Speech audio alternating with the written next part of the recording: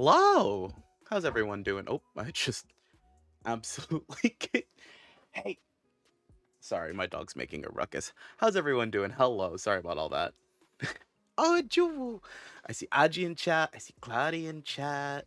Sorry about the jump scare, Aji. I see Sesby in chat. I see Lancion in chat. Hello. Hello, everyone. How's everyone doing today? Morning or afternoon, wherever you are. Hopefully everyone's having a relaxed day. We have a late stream. Oh no, Lancion just flexing points. Lancion fully just gonna flex points from yesterday's stream. Well, yeah. So today's gonna be fun. We're gonna have a nice, relaxing stream today. Ippy, Hello, Joe. Um, yeah, we're gonna be having a nice, relaxing stream. We're gonna. Ooh, I see my BGM is like completely low. Let's bring it back up like a little bit, like a tiny bit. Honey, can you stop causing a ruckus on the bed? Thank you. Appreciate that. Um, we're gonna look at a TTRPG system today. We're gonna be taking a look at Panic at the Dojo. So, how do you get more points? Oh, you'll see after the 15-minute mark hits. You'll see what happens. Lurking does give points. Just being present in the chat gives points. So don't worry about whether or not lurking works or not. Um, but hopefully in 15-ish minutes, everything will trigger, and then the mad scramble will happen. But yeah, one of the kind of issues of being a forever DM is you always get approached by your friends or previous players all the time saying like, hey, take a look at this system, I kind of wanna play this. And as a DM, you kind of have to look at the handbook, get it however you can, and kind of learn the system as quickly as possible, and then make either a campaign for it or use like a pre-made campaign. I tend towards not using pre-made campaigns because a lot of my players and regulars are very used to just being annoyed by my own my own creations and stories. Um, let's see. And I'm pretty sure it should have already triggered. I think something is happening. So I'm just gonna yeet. There you guys go. Um, so yeah, we're gonna be looking at Panic at the Dojo. We're gonna be learning its system. I'm gonna be showing you, at least from my perspective as a DM, what I go through when I am asked by my friends, hey, can we try playing the system? I want to try a session. Oh, is Claddy getting crimed again? Claddy is getting hate crimed again. I just saw it in chat. I'm hate crime. I literally put it in. Why is Claddy not allowed? Why is Claddy specifically not allowed? Is it a problem with syntax? Let me check. Are you adding an exclamation mark? You are, and it's normal. Oh, and I just see Lancion crit. Claddy, could you try typing it one more time in chat for me? It could be struggling just a tiny bit. There can only be one fox, apparently. No. There are many of fox. I am one of many. But yeah, I'm gonna keep an eye on it. I don't know why specifically Claddy is getting hate crimed. I don't know why exactly that is. I will never understand why that is. There is a cooldown. There is that. But does Ajis get triggered? No. So I think Claddy just gets unlucky a lot of the time. If you spam it in chat, it will happen for you. So just to be very, very open and clear, the changes that I had made is that there is a global cooldown on the command as well as a per user cooldown on the command. I am actually going to go into the commands now and go ahead and increase that user cooldown just a tiny bit, just in case. So, oh, you got a crit? Yeah, you guys are doing work. All right, so we're just gonna let that be. We're gonna let that be. You're gonna threaten the bot. If you literally spam it a bunch of times, it has to be you. You know what I mean? So it's an 8-second cooldown per user at the moment, and it's 3 seconds for the command itself. So it will basically pull whoever put in the command when it was available, and then put itself under cooldown. I should get a bunch of forever DMs together and do a one-shot. Oh yeah, no, I love doing that actually. So Lancion, that's something that I have done with a bunch of friends as well. So, if you are from the United States or you are in a location that has local game stores still that did Adventures League for D&D. One of the fun things is that as a DM, you get to sign up and be a part of the league as a DM, and you get to run the tables for everyone at the store. And it's a full day event. Basically, people come in and they just play a unified campaign. Everyone is on the same point essentially in the story. And what a bunch of us used to do as DMs of the Adventure League is that we would all get like a new player and have them DM for us on one session when the campaign was done, and it was always super fun. Uh, you see the monster fight is on. Yes, the monster fight is on. People are already spamming it in chat. But yeah, like I said, to kind of go back to what we were talking about before, we are going to be looking at Panic at the Dojo, which is a new system that I've been asked to take a look at, and we're going to make a campaign after we learn the rules and stuff. If you are at all interested in the system at all, you want to take a look at it for yourself, or support the creators, I've included the link in the description below for you guys to take a look at their store page. They tell you a little bit about the game, and then you could actually purchase the digital copy of the handbook from that website. So please, please, please, if you see any interest in the game, one of the major things about tabletop RPG systems, especially like third party or like homebrew or basically independent, I almost said producers, but independent writers who make these systems out of the kind of passion of their own wanting to make a system. One of the issues with that is that it's really hard to make money off of it. And so when we do release handbooks, it's always a risk, but we're trying to, give them a little bit of love. So once again, if you are at all interested, go ahead and check out the description below. You guys are going nuts right now, by the way. This is so funny to look at. So let's actually head over to our screen here.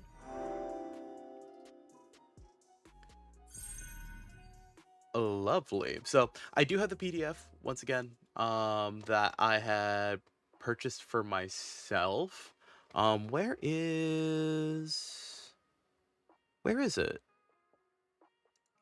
They do give you a PDF file. It's like, I'm checking to see where the download is.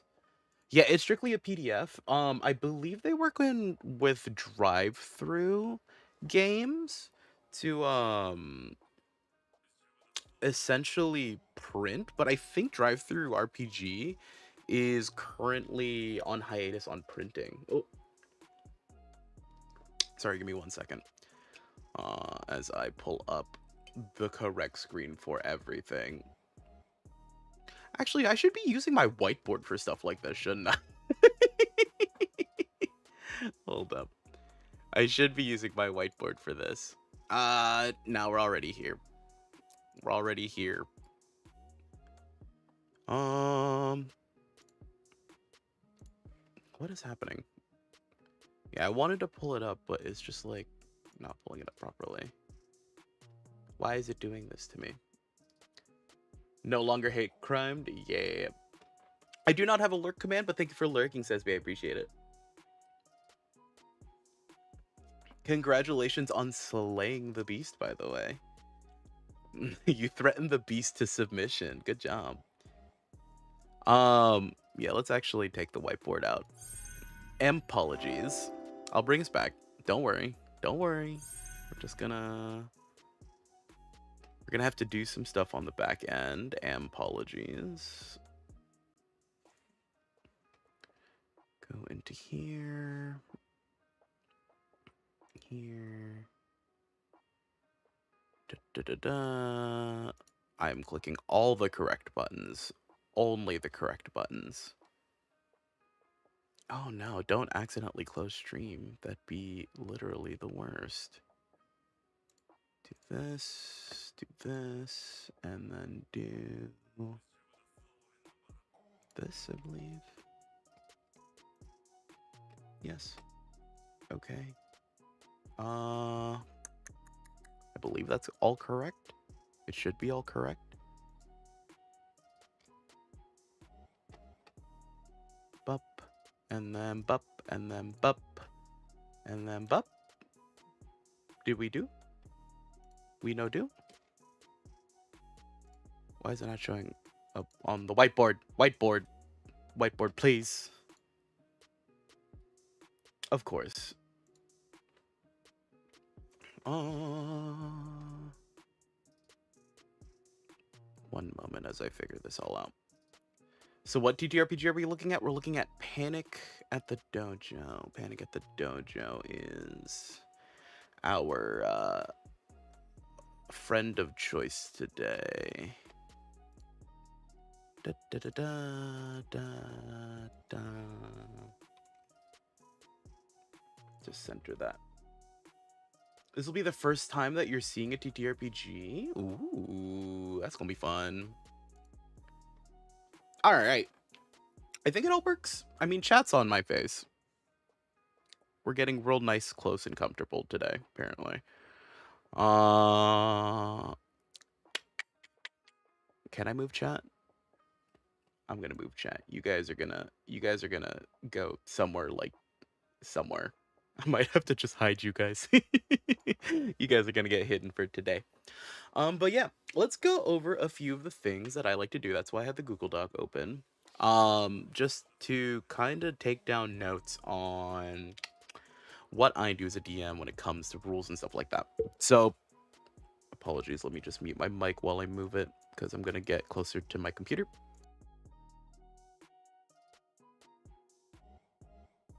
Okay, that's a little bit more comfortable. I was like reading it from the other side of my room. So number one thing that we're going to learn is, as much as possible, making the rules easy to digest. Obviously, as a DM, not only are you the person who's writing the scenario, but you're also kind of the judge and kind of the rules of the game. A lot of the time, we do attempt to try and be loose with rules just for the fun of our players, but trying to rein things in and know where the boundaries are allows you to learn where you can be creative uh, with a system, especially if it's new to you and your play group. But for sure, we're going to be looking at key rules, important things, interactions, um, but primarily we are going to be learning it so that way we can explain it to our players, because usually when a bunch of players ask, hey, we want to play this system, they don't look at the handbook themselves. They kind of just expect you to do the reading for them, and then they just get to do the playing. So that's just what it is. Imagine Retsu with a judge with a gavel. Where I don't have my crab hammer with a little wooden thing to just smack, so it sounds like I'm smacking a gavel. But yes, this is Panic at the Dojo, by Velmini. As you guys can see it on the screen. Um, Obviously the company that is currently pushing it out is Library Gothica. And obviously that's all the fun stuff. So immediately the first thing that we want to ignore is this dense, dense amount of information here. We're just simply going to pass right over it. Um, and the reason being is that we don't actually need to learn all of this stuff. Why not a squeaky hammer? Because those are in like those are easy to bite through, and I have a dog. Is the main reason. Um, so usually at the beginning of a handbook, they will tell you kind of a breakdown of why the system was made and kind of some theming behind it.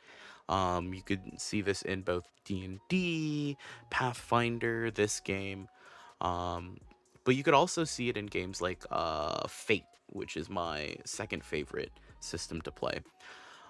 Fate TTRPG is lovely and super loose and open, um, but even despite that, it will still give readers like notes on theming and what to do. So what is Panic at the Dojo? It's a tabletop role-playing game in a world where martial arts reign supreme, and also magic exists a little. All mundane personal conflicts, such as overdue rent, petty theft, movie opinions, and whose turn is it to do the laundry, are all decided by high level martial arts fights, where people yell at each other a lot before throwing out punches. Swords, explosions, ladders, shouted attack names, and various signature techniques that have been passed down for generations. At the end of the day, someone gets what they want, and everyone else has to limp home empty handed. So this is very goofy. Basically, everyone's living in kind of like a beat 'em up world or like a fighting game world where we don't solve our problems through conversation, we solve our problems through punch, which, is like normal TTRPG stuff. Um, Basically, the world is exactly what you think it would be if the Jackie Chan Adventures cartoon was actually a documentary. Other examples to draw the setting include Kung Fu Hustle, the tabletop games Feng Shui and Feng Shui 2, Avatar The Last Airbender, and Avatar The Legend of Korra, Shaolin Soccer, Dragon Ball, One Punch Man, or Full Metal Alchemist. Full Metal Alchemist is kind of the weird one out of the bunch. Um, Honestly, it's like all of the other previous examples were all like, yeah, it's like a normal world and then you kind of fight, and then there's just Full Metal Alchemist, which is kind of goofy. You are Jackie Chan. Imagine, I just make everyone in the one shot just be Jackie Chan. Kung Fu Panda might also work. I think a lot of the previous examples, well, besides Avatar, actually, is that like you're in kind of our world, but then people can do crazy martial arts stuff. But then there's like Dragon Ball, One Punch Man. Basically, punch games or punch media is where we're at. So there's no specific setting to Panic at the Disco. This is more of a system. So very nice for me and everyone who likes building their settings custom for their campaigns. In this game, you and some friends will take on a role of an average person in this universe as a skilled fighter trying to carve out their own personal niche. You will usually be working together, but not always. There will be lots of enemies that get in your way, but at the end of the day, the goal is to get what you wanted and try not to give up too much to get there. Cool beans. So that's fun. That's a nice intro to the system. To play, you're gonna need some friends and some dice. You also need a way to record things. What do you mean? It's at the disco. Oh, see, true. Panic at the Dojo. Panic at the. Yes. Yes. Okay, we're writing that down. Interesting. Interesting.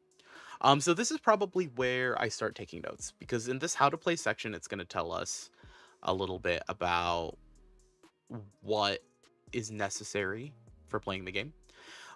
So at Panic at the Dojo, we will need some friends and some dice. You also need something to record things, pencil with paper. Panic is also a game with many different kinds of tokens.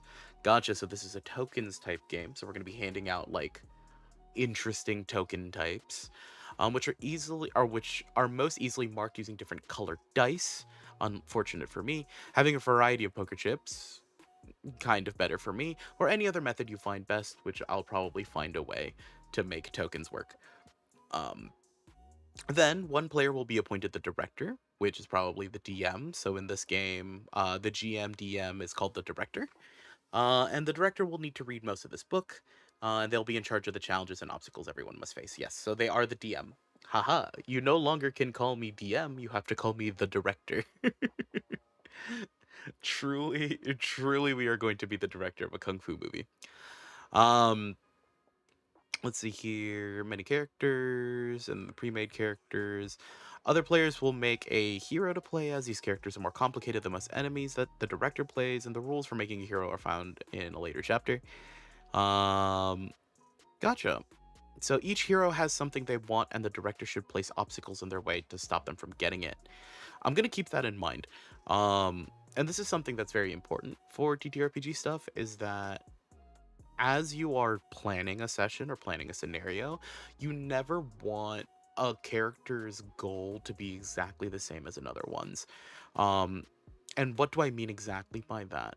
Well, what I mean is your players should all have individual wants and interests, and they should be attempting to reach their own personal interests, and there should be a secondary goal that they're all trying to achieve on the way to their initial personal goals. Director, what's who's gonna make Rocky 21? Heck yeah. We're gonna make Rocky 21 and 22. Um, so I'm gonna keep that in mind. Each hero has also something that they want. So everyone is kind of the roster, or all the players are going to be their own personal, interesting characters, and we'll see how we could personalize them as we go. We might also take a look at making a character together because one of the inaugural things that I do for a lot of systems is that I make my own character just to see what the process is like myself. And look at that, another upset zombie, an AC of 7. You guys can crush that. So let's moving on. Flow of play. Let me actually take down some notes real quick. Sorry, you guys are getting flashbang. Tokens. We're gonna do multiple tokens, and then phases of play. Awesome. So phases of play. Before you sit down, each player should make a character or a hero. I'm gonna make as the director, I'm gonna make a compelling set of villains, and then oh, interesting. Oh, reading through. So at the beginning of the game, each hero introduces their character to everyone using a debut scene, which is their chance to show off and look cool, and they should take it. I'm gonna take a look at that page in a bit. But that's interesting. That's built into the system. Once each player has debuted, the director throws all of the heroes into a fight. Each player establishes their motive, and the director sets the fight's cinematic weight. Oh, oh, interesting. What is cinematic? Ooh. Uh, debut. Cinematic weight. Cinematic weight. It's interesting. Um, then the fight happens using the tactical combat rules. Interesting. Let's put that there. And then once the fight is over, the winning side gets what they want, and the losing side makes their last stand. Oh, there's a last stand. Combat. And then we're gonna just do this. A last stand here.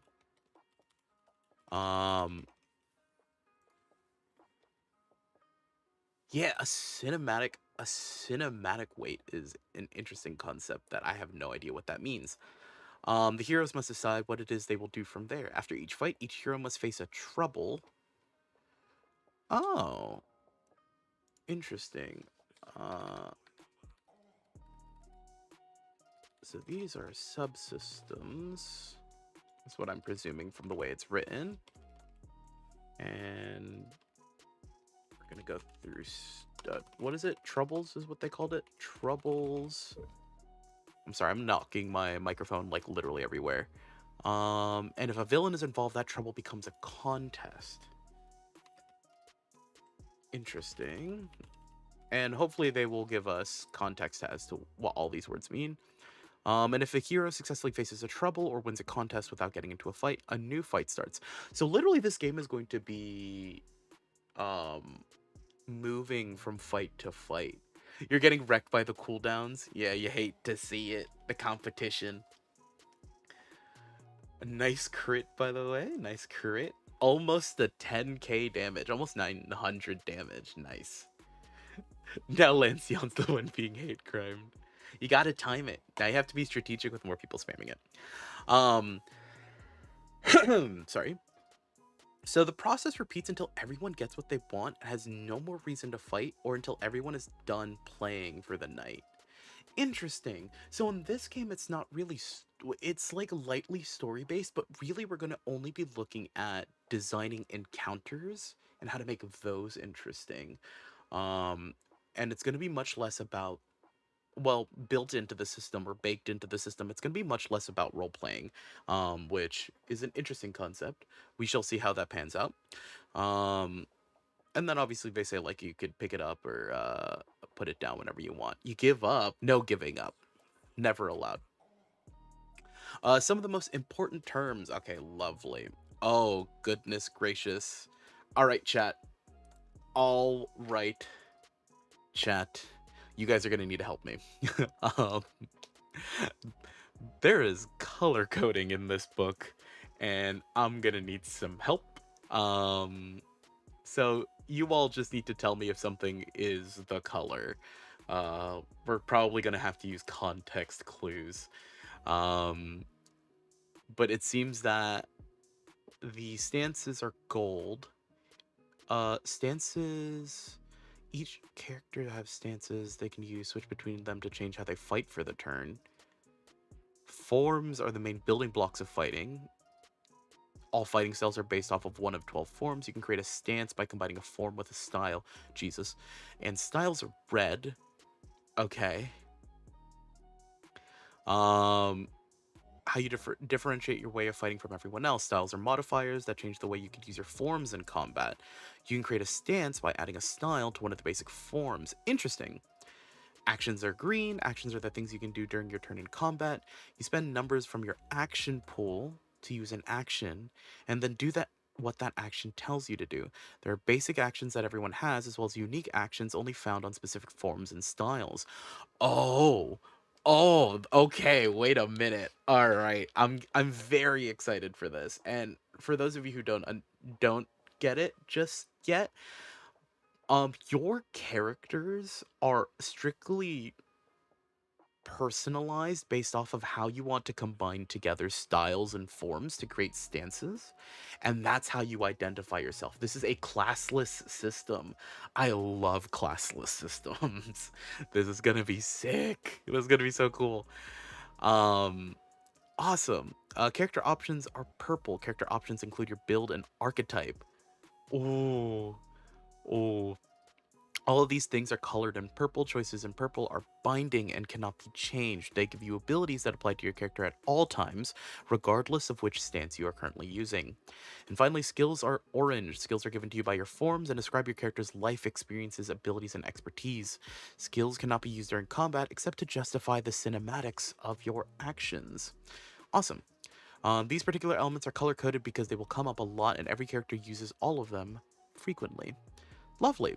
So, once again, a quick look glossary, page 7. We're just gonna go ahead and take this. Oh, there's a bunch of stuff. Okay, so we're just gonna do a little note at the top here. Quick look glossary, page 7, start. Phases of play, we're just gonna do that.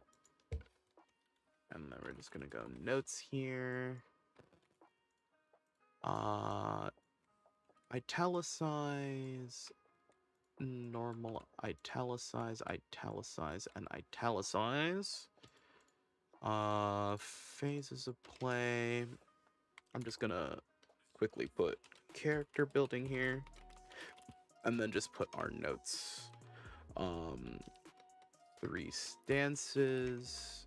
A stance is made. One stance is made up of a form and a style. Interesting. Okay, cool. So there's a lot of moving parts. This glossary serves as a quick description of every term in the book to give you an idea of everything, what everything means before you get too far in the book. You can also find a more detailed glossary, thank you for that defines each of these terms. The expanded glossary also provides an index of each page. Lovely. Insulting the bot didn't work. Yeah, you have to insult it harder. Cloudy threatened physical harm to the bot. So let's take a look here. Abilities refer to the passive benefits given to you by an archetype, form, style, or stance. Oh, I forgot about this. 3 stances, 1 archetype. I'm just gonna put that there. Abilities, yep.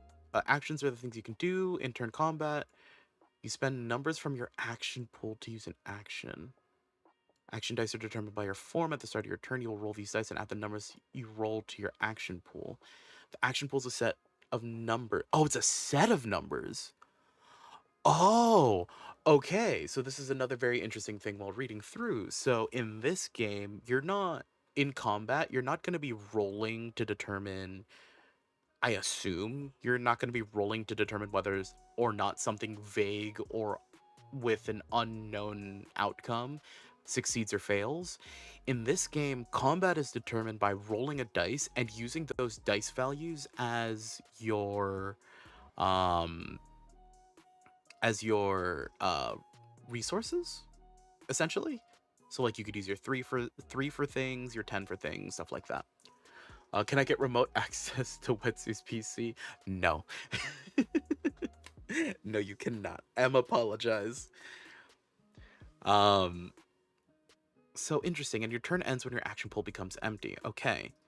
Archetypes are a collection of styles that share a theme. The archetype you choose limits what styles you can use to make stances.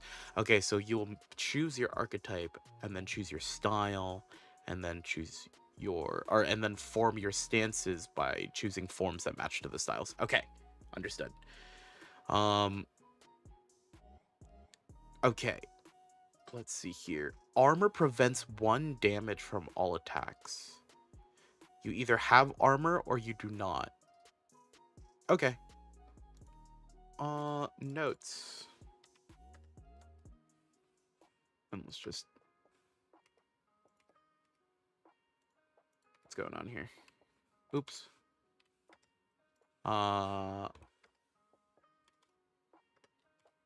Armor equals -1 damage overall.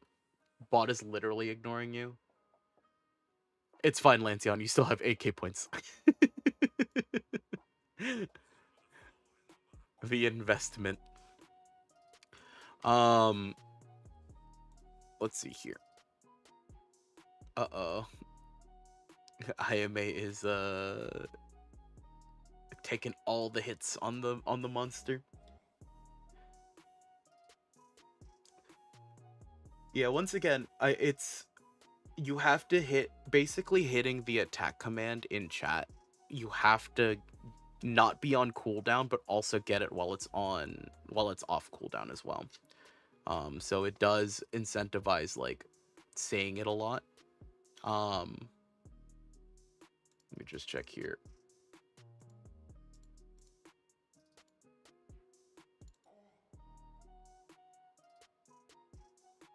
It may have gotten stuck on one of your misspellings. No, I'm checking the action queue. I have it open. It's not getting stuck on anything. The queue is absolutely cleared. It's just that you might be hitting it while it's on cooldown is where it's at. Because if it goes on cooldown and then you're not on cooldown, like you spend your cooldown on it, essentially. Basic tokens are iron tokens, power tokens, and speed tokens. Some actions and abilities will give you or let you spend a basic token of your choice. Bonuses or special benefits that can be purchased using cinematic weight or heroic spirit. Oh, so cinematic weight is a resource. IMA, don't forget, you have an 8-second cooldown. You can't just keep on typing it down. Each individual person has an 8-second cooldown that they have on it.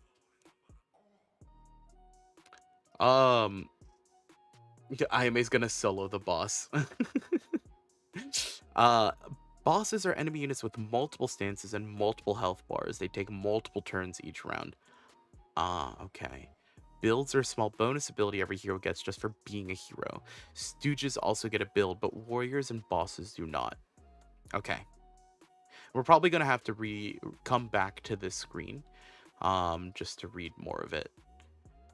Oh, there are more tokens. Burning, which is burning.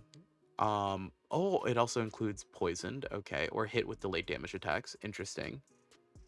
Oh, IMA crit, and then IMA got it. Congrats, IMA. Challenge tokens are taunt. Interesting. Yeah, you get the most useful nat 20. Definitely not rigged 100%. Cinematic, or yeah, so burning tokens are like anything that deals damage over time or delayed damage.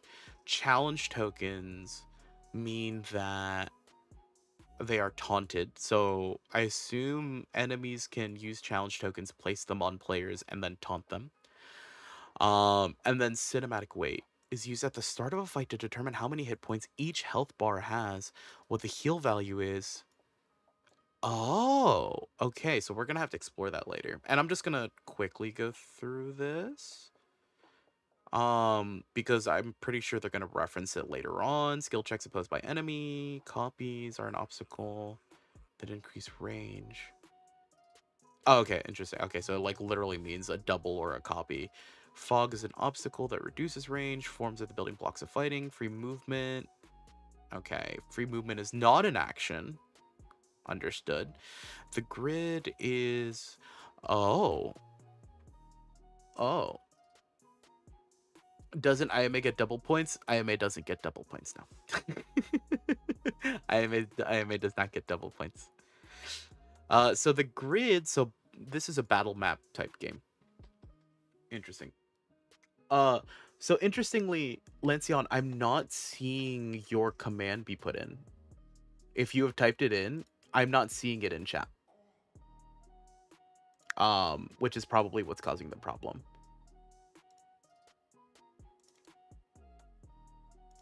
Yeah, I'm not seeing your attack command at all. So that might be the issue, question mark. Wait, are you getting auto modded? Can you check? Can you check to see if Lancion's chat is getting auto modded? I don't know if you'd be able to see it.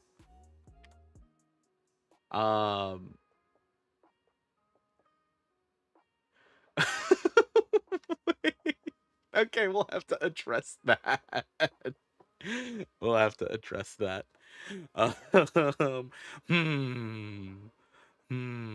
Interest.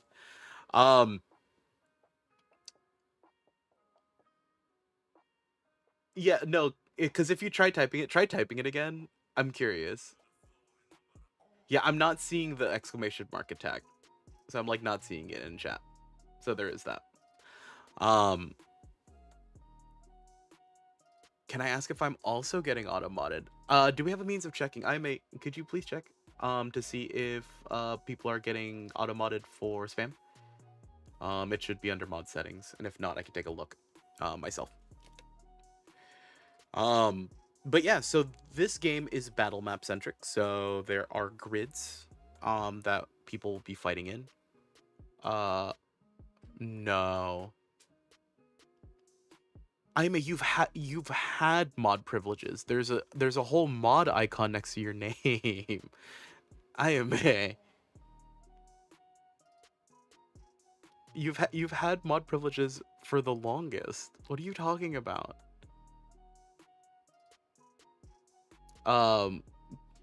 So just so that everyone knows, the point system mods do have the ability to set and add points. However, they cannot set or add their own points. I coded that in. They're not able to do that. So don't worry. IMA does not have a leg up on y'all. The grid describes a battle. Okay. Healing restores hit points. It can heal up to the maximum amount of your current health bar and no further. Shields cannot be healed.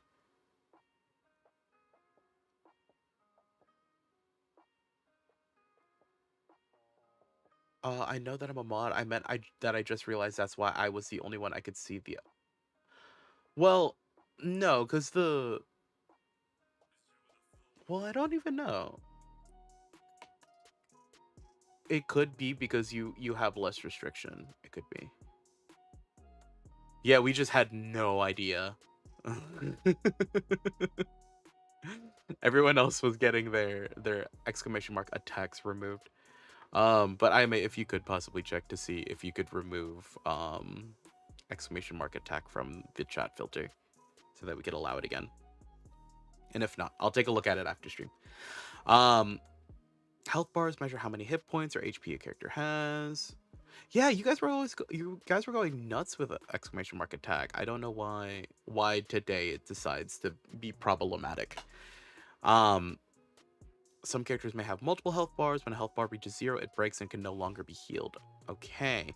The hit that broke your current health bar does not carry the damage through to the next health bar, and any extra damage is lost. Interesting. Interesting. Okay.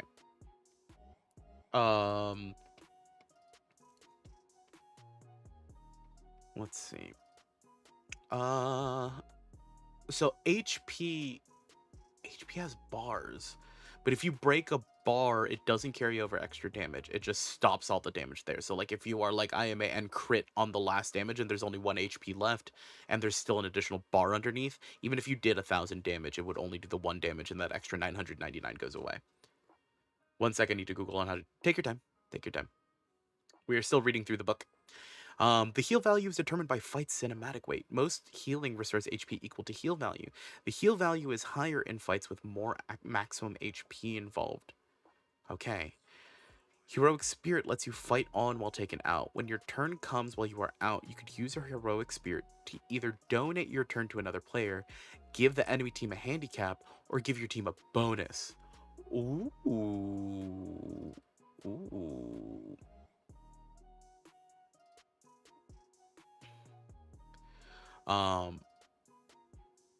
What do you mean catching strays? Not a single stray was shot.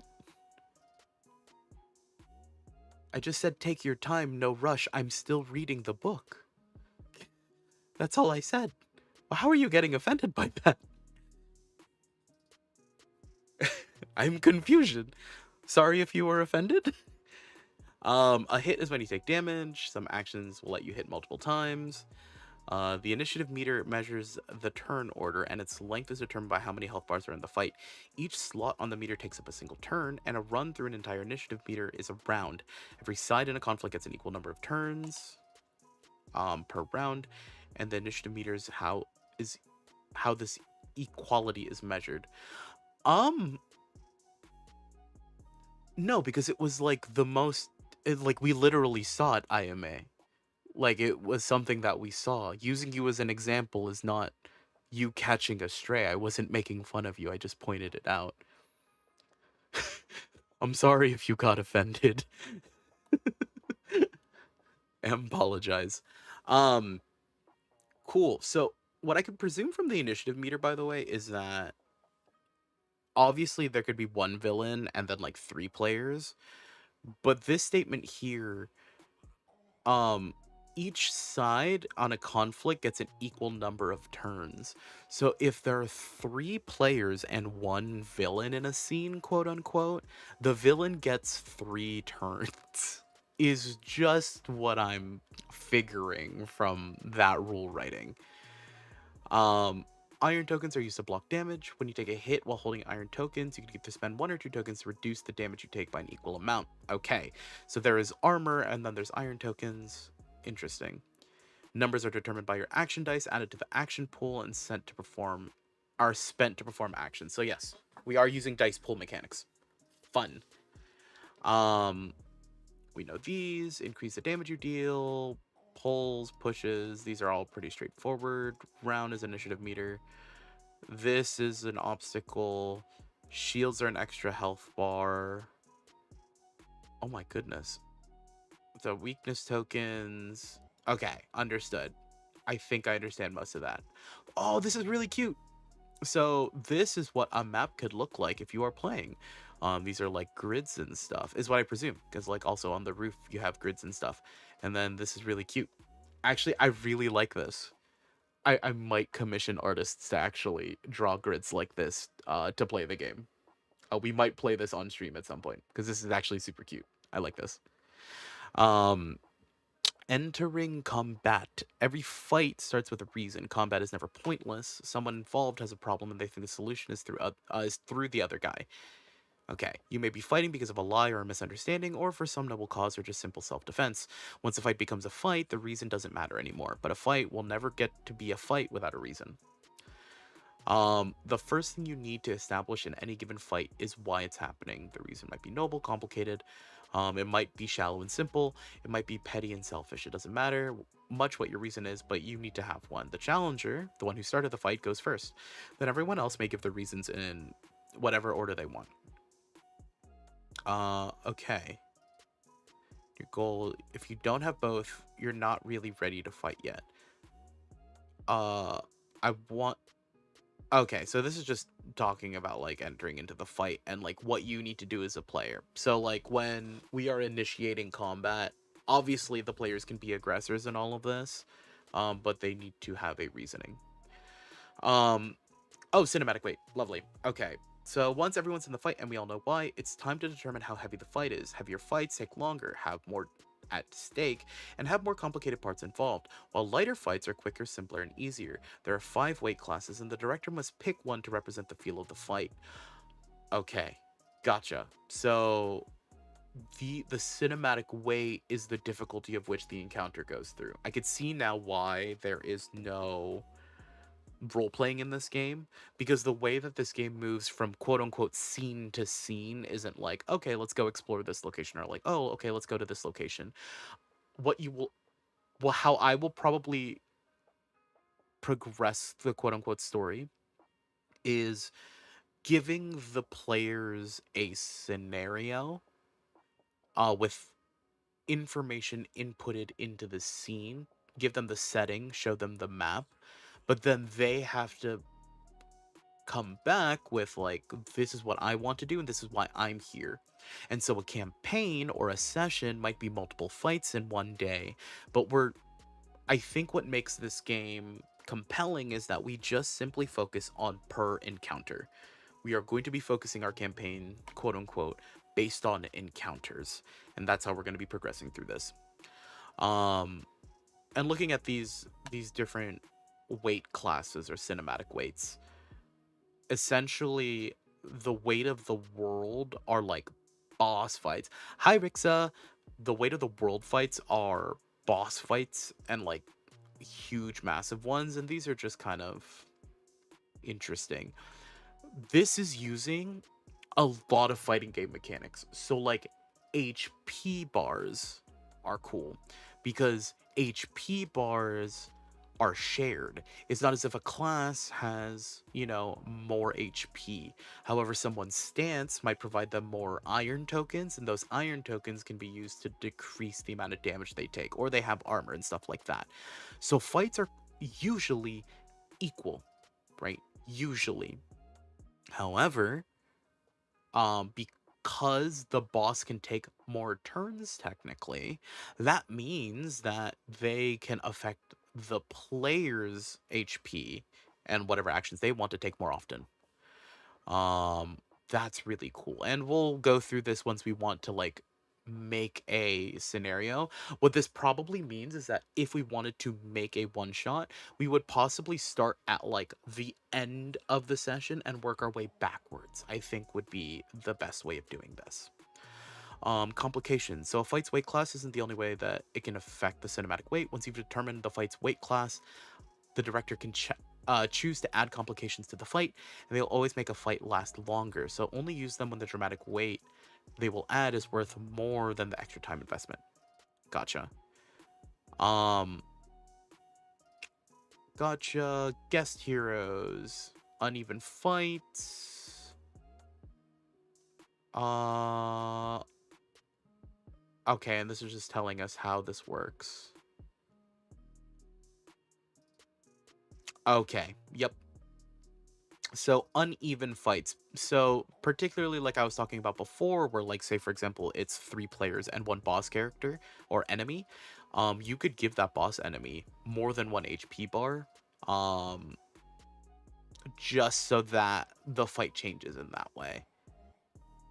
Um, oh, oh, hold up. Sometimes after everyone's declared their so when a player declares the reasons to fight, you may notice that someone on one side isn't the same as their friends. So you could have the players join the enemies for fun, just for fun. Just for fun. Okay. All right. Interesting. Um cool. And then usually so I'm seeing this in the corner of my eye and I'm reading through it now, but there's a section called three-way battles. So three-way battles, it's going to be a little bit difficult for you to see. Let me zoom in a little bit so that you guys can see. I just now noticed that the text has been super small. And I haven't been reading everything. But so usually in a TTRPG, it's like 2 sides fighting. You have the players and the enemies. This says three-way battles. For each hero slot in the initiative, there are now 2 enemy slots, one for team A, one for team B. Build both either Team A and Team B exactly how you build a team for a normal enemy encounter. Uh-huh. Uh-huh. Player 1, I don't like this guy, so I'm gonna kick his butt. Yeah. So, like, say, for example, in the previous quote-unquote scene, like, one of the players did something to slight another player. Going on to the next scene, now it's like, now I just want to punch that dude for what he did.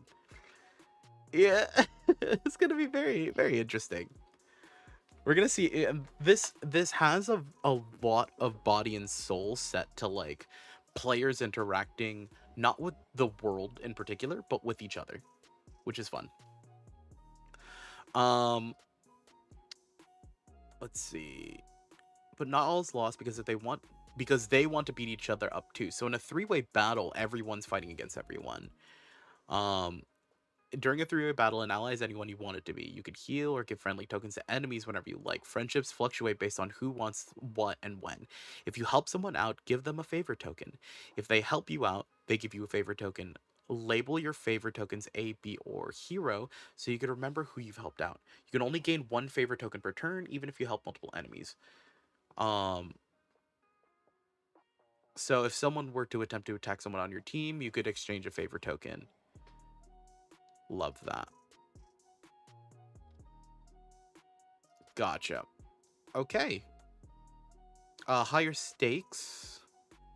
So, in a higher stakes fight, you could add bonuses or penalties.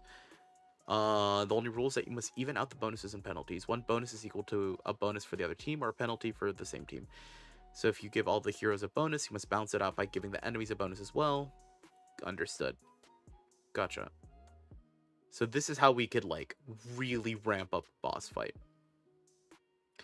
Bosses and penalties are used to mix up a fight. Yep. Okay, so these are some bonuses. The default... Okay. Interesting. And there's some rules text here, I presume.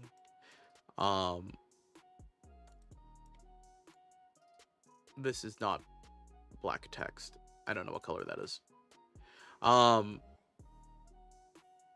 It's probably a style, maybe. I don't know. Okay.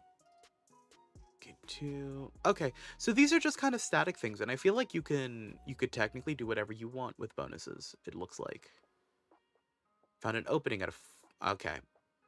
Yeah. Okay, so bonuses you could really do whatever you want. These are just a few of them.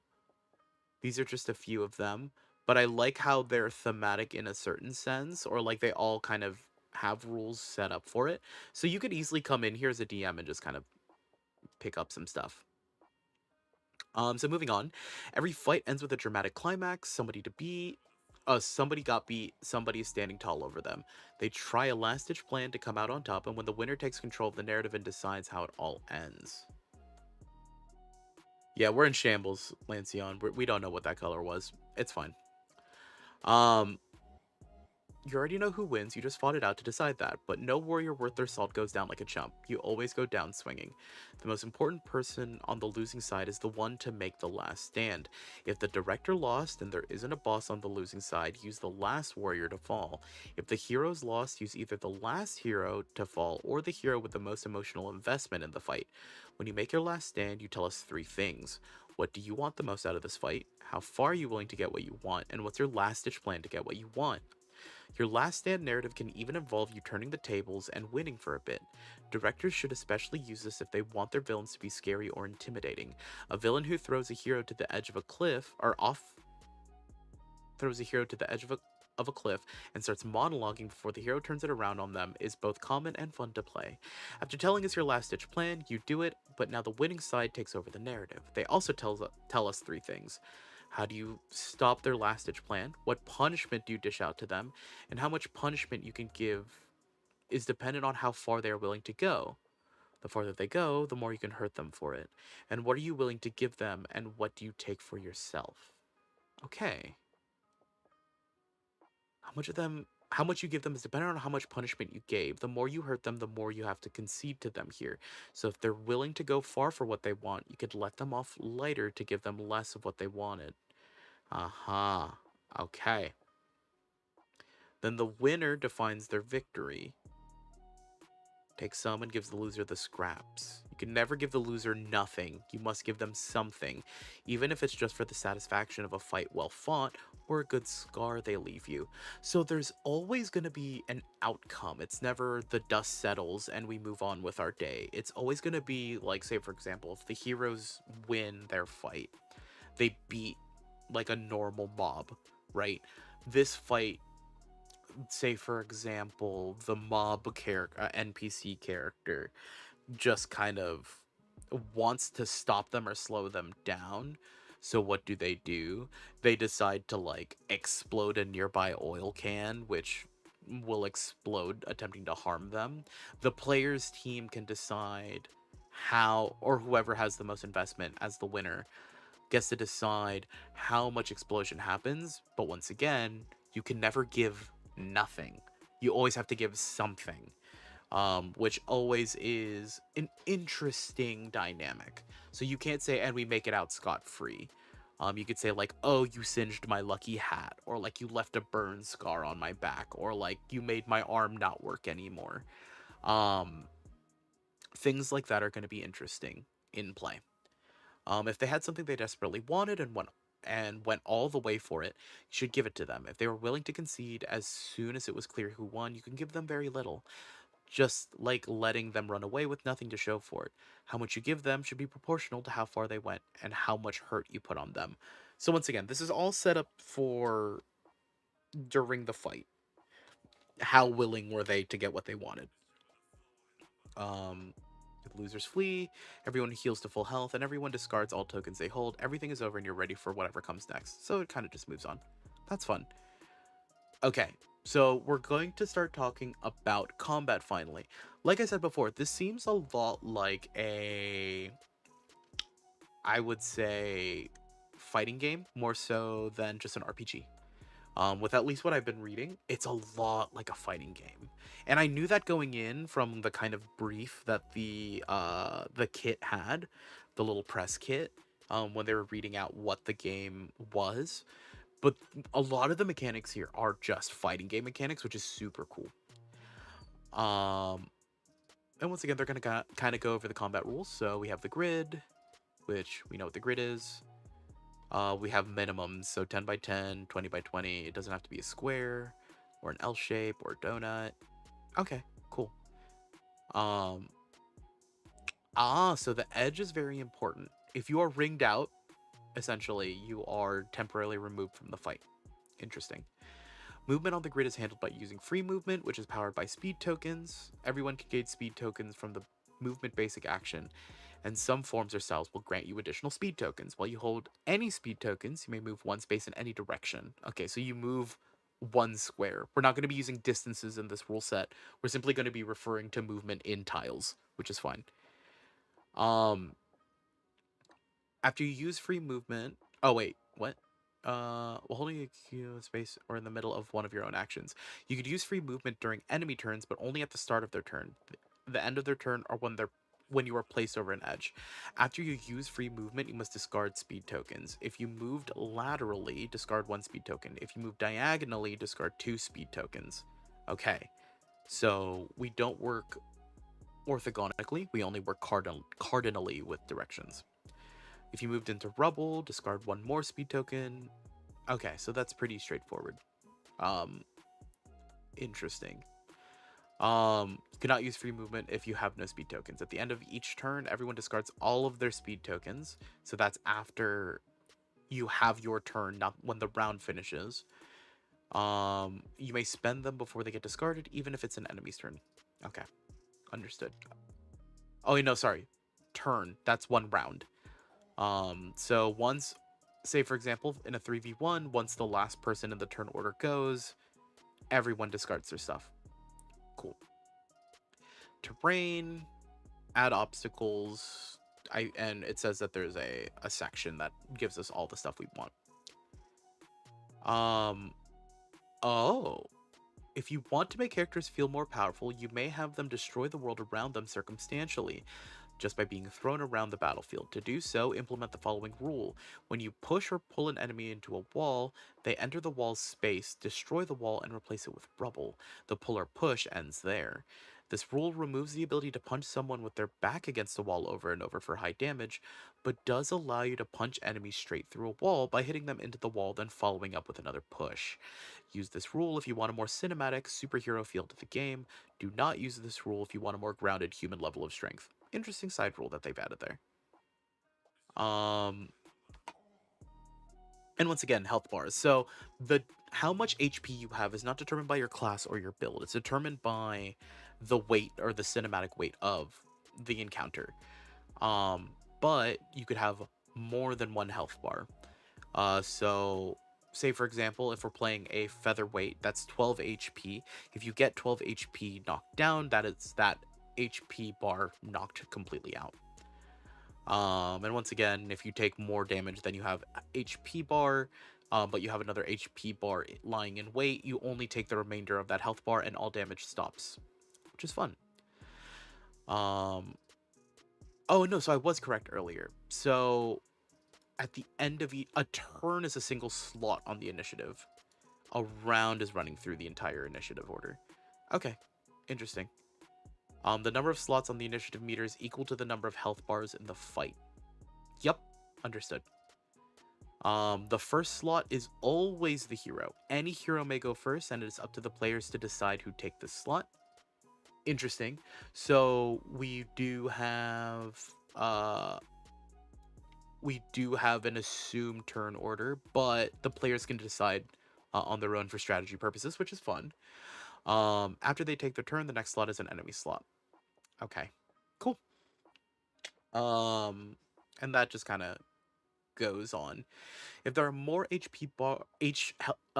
there are more health bars than there are fighters, such as if a boss is present or it's an uneven fight, then fighters with additional health bars may take extra turns. For example, a boss with 4 HP bars gets 4 turns per round.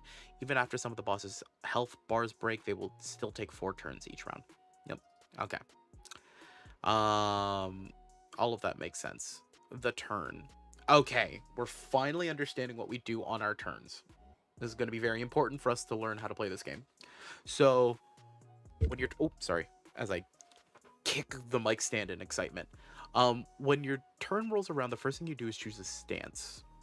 You may choose any one of the stances you made for your hero during the character creation. Once you choose your stance, you roll the dice that stance gives you. These are your action dice. So your stance determines what dice you get to roll. So we're probably going to be using the entire set.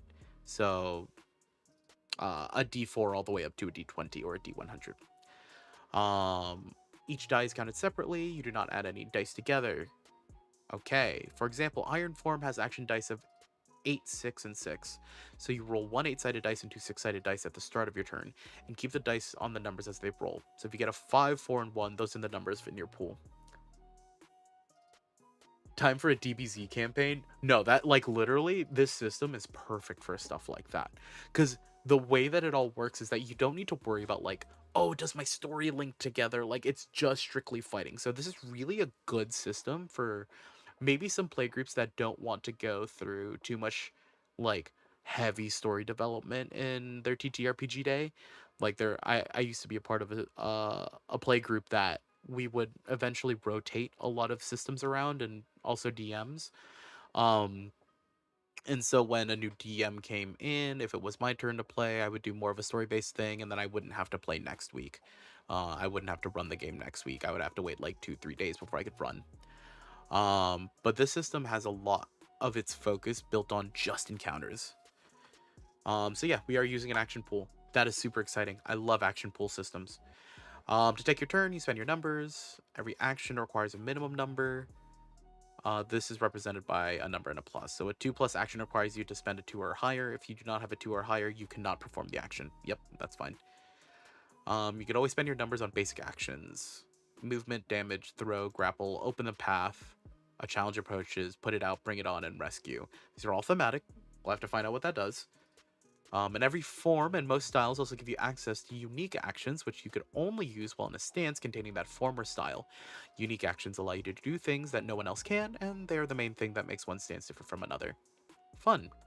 And then once again, at the end of each turn, so at the end of each player's turn, everyone discards all the speed tokens they have. So that must mean that you could generate speed tokens on your opponent's turn, which is interesting. Yes. Okay. So basic actions, we have our movement. Uh okay, so normal damage. So normal damage comes in tiers on the odds. Very fun. Throws. Okay, so you could choose to just spend a number and throw someone X spaces.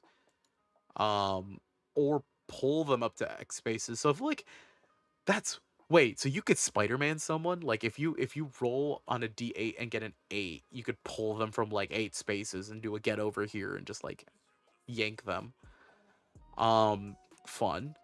1, 4, or 8 open a path. Okay, love that. A challenge a challenger approaches, challenge an enemy with a within range 1 to 4.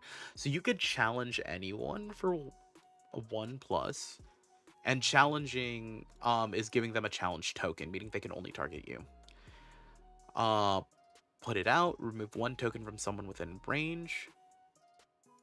That's an interesting rule. I think I know what they mean, but they might need to errata it. Bring it on, challenge any number of enemies you could see. So you could do that on a 4. You could just full taunt the entire map. Because it says any number you can see. So we might need to do some sightline shenanigans. But you can see. And rescue. Okay, so everyone can heal each other. Love that. Okay, so being taken out. So, like, you want to stay away from the edge as much as possible. There are no safety bumpers. If you get knocked out, you are taken out. All my paladins love challenge tokens. Yep. Sitting on a stack of 10 at the beginning of this session. We haven't even entered into combat. How did we get those? I have no idea. Gotcha. So once everyone on a side is taken out, then they lose and the fight is over. Proceed to last stand. Understood. So being KO'd or being taken out is the same thing. Oh, so if, say, for example, one player gets knocked out, all of their actions are gone for the rest of that round. At the beginning of the round, or at the end of the round, sorry, everyone who got knocked out of the map gets to choose if they want to come back. And they get to come back at any open space adjacent to an edge. In exactly the condition you left, if there are no edges to play, the edges of the map count. Okay. Stooges do not get a chance to come back. Okay. That's interesting. Big boss comebacks. Bosses get a special rule for coming back. If the only enemy in the fight is a single boss, they cannot be taken out by getting thrown off an edge. They just jump right back onto the battlefield. If the big boss is not in play, okay, so that's just already built in. Sorry. If a hero or enemy unit is taken out, they still take turns. Oh, so even if you're knocked out, it's not like your turn is null, I guess. When you've been taken out and you take a hero slot, your turn plays out mostly as normal to begin with. You choose your stance and roll your action dice. If you've been taken out, you don't use your action dice to take your own actions. You choose another player and give them the numbers you roll. They take another turn using your roll and their current stance. Oh, so like if there are 2 people on one side and they're the player side, they get pushed off of the map. The person who got pushed off of the map, if they go next, they roll their dice like normal and they go like, hey, you could use my numbers, go for it. Which is super cool. I like that. Before giving them your heroic spirit, tell them what your hero would want them to do. So that's like that's like kind of a little side thing. Like, I roll my turn. Hey, player B, I want you to like mess him up. Use my dice, right? It could always be like kind of lenient or like kind of laid back, so that's really fun. If your stance heals you at the start of the turn or lets you take your turn while at 0 HP, you don't get to use your heroic spirit. You just take your turn as normal. Okay. Love that. So this is really cool. A really cool tidbit. A cornered enemy is at they're most dangerous, but so is a cornered hero. It goes both ways, by the way. It goes both ways. So this is going to be very interesting. So turn order, the way that this works, it's not an initiative that you roll for.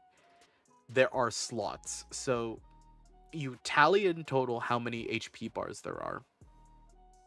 And then those are the amount of slots, quote unquote, that a team can take in that round. So this is very interesting. We'll explain it a little bit more. It would probably make more sense, especially if I were to run this, if I had like little things on the screen for everyone to understand how everything works. But we'll see how that. We'll see how all of that functions later on. Optional rule: heroic power up. Oh, is this the Super Saiyan rule? Yep. Okay.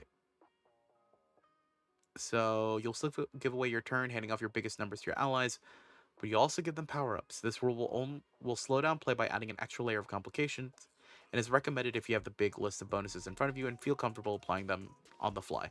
But it will let players add a personal touch to the heroic spirit and add a layer of decision-making to the end of a fight. Understood. We have obstacles, some cheeky little flashcards, or just having the PDF in front of you. Or just like a notes page, I guess. But I think there's a lot to go with this system. It's very interesting. Oh goodness, so tokens. So this isn't just dice rolling. This is a bunch of tokens. So there's a lot of handouts in this game. So if you're playing this in person, more likely than not, you would either have people write it down, but that would be a lot. So just bringing an extra item to like say like, hey, this is your speed token, this is your other token, stuff like that. Yep, we learned this already. Iron tokens reduce damage, power tokens increase attack, but you could also use them all as a resource. Rule here, you could only spend 1 power token per hit, and you could use as many iron tokens as you want that you have. Okay. Let's see here. We knew all of that already. We have the burning token, challenge tokens. Once again, these challenge tokens are taunts. So you like if you have a challenge token as a player on you, you can't attack anyone but whoever's on that token. Burning tokens are meant to represent fire or just damage over time. And weakness tokens, you reduce damage. So someone who has weakness 1 on them, it gets reduced to like -2. So pretty simple. Basics of play. Okay. So this is going to probably be going through character building, no? So stances are made by pairing a form and style. Actions come from your styles and forms. And then you have passives, and then you have your archetype. Okay. Oh, these are pretty cute. So understanding forms. So just taking a look at it. You have the name of the form, what dice you get at the beginning of the turn, and then an ability here. And then a unique action. And then I don't know what this is, like a stance action or something? Probably. The skill. Okay, so unique actions and skills. Okay, cool. So the bottom of the card is essentially what you can do outside of combat. Crab form, yes. The dance form is also the crab form. Interesting choice of naming there. Archetypes. Okay, at the end of... So name, hero type. Okay. Okay. And styles. Okay. So a character sheet is actually relatively simple to make. Honestly, I think it's super simple to make. Because all you need to do is just compile the 4 parts that make you, and then that's all you need to play the game. because the tokens are kind of transient in that way. So that's gonna be fun. And then in the later chapters for the styles, they actually have like extra rules so that you know. Okay. Range determines who you can target with your actions. Okay, that's fine. Oh, I love this. This is so cool. I love that so much. Yep, understanding actions.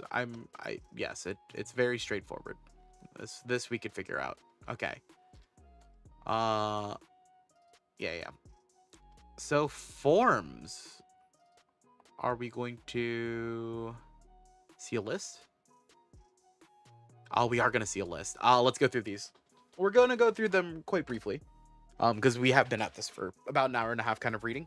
Um and we are gonna try to make an encounter. Thankfully, we have enough time to make an encounter, but I also want to try making a character. Because I feel like this is pretty cool. So we have that much many forms. Cool. So blaster forms, you roll 3d8. Okay. With a 3 plus your next action, this turn has an increased range of 2 and may apply to up to 3 targets within range. Wait, is someone bringing a gun to a fist fight? Oh no. A 3 or a 6 gives you shockwave. Basically magic. You have an ability that's beyond normal, like lycanthropy, telekinesis, fire magic, or a collection of gadgets. When you take this skill, write down what kind of power you have. Okay. Interesting. Yeah, so this ability is literally like you can add an extra target to your actions. So your attack, you hit more than one person. Like you're dual wielding things, which is pretty fun. Um so that's cool. And the next one has more dice, so we're going to take a look at that in a second. This is going to be really cool for like range-ish characters that want to like do things range-wise. But also staying near the edge of the map is also kind of its own balancing act. So if you get rushed up on and get pushed off of the map, you're kind of out of the fight for a little bit, which is kind of funny. So being ranged is interesting. Control form. When you add control form to a style, choose one. Increase that style's maximum range by 3. Oh, wow. And set that style's minimum range to 1. Okay. Control token. When an enemy within your range takes an action, you may spend a control token to negate that action. Wait, it's literally playing blue in Magic the Gathering. You could spend 2 control tokens to redirect it. Okay, and you may only use control tokens once per turn. If you negate an action, they lose the number they spent, and the action does not happen. If you redirect an action, you choose all targets and make all decisions for that action. That's... Oh, man. Does this person play fighting games and Magic the Gathering? Oh, no. Oh, goodness. Sorry. On a 3, 6, or 9, you... Which... 3, 6, or 9. I mean, it's more likely you would get it on a D10, I guess. You can still get it on a D8, and it's just harder. So that's interesting. Suppression. You can gain 1 control token and may move 1 space. On a 6 plus, you gain another control token. On a 9 plus, you gain another control token and may move 1 extra space. I can't believe someone plays blue in a fighting game. I can't believe it. They just sit in the corner and just play... Well, okay, wait. Let's not be too brash here. I play zoning characters. I love playing Guile. Don't do this. I love playing zoning characters. You always look stylish, cool, and in control. People listen to you when you make demands of them, and you have some lackeys or followers who will do what you say. Okay. So control form's, you know, a thing. I wouldn't say it's cool, but it is definitely a style of play. And I think people would enjoy playing that. Dance form, crab rave form. After you throw or grapple someone, you gain X speed tokens, where X is how many spaces you move them. Oh. Oh, we have a grappler. Oh. They only have 1 ability, but this is crazy.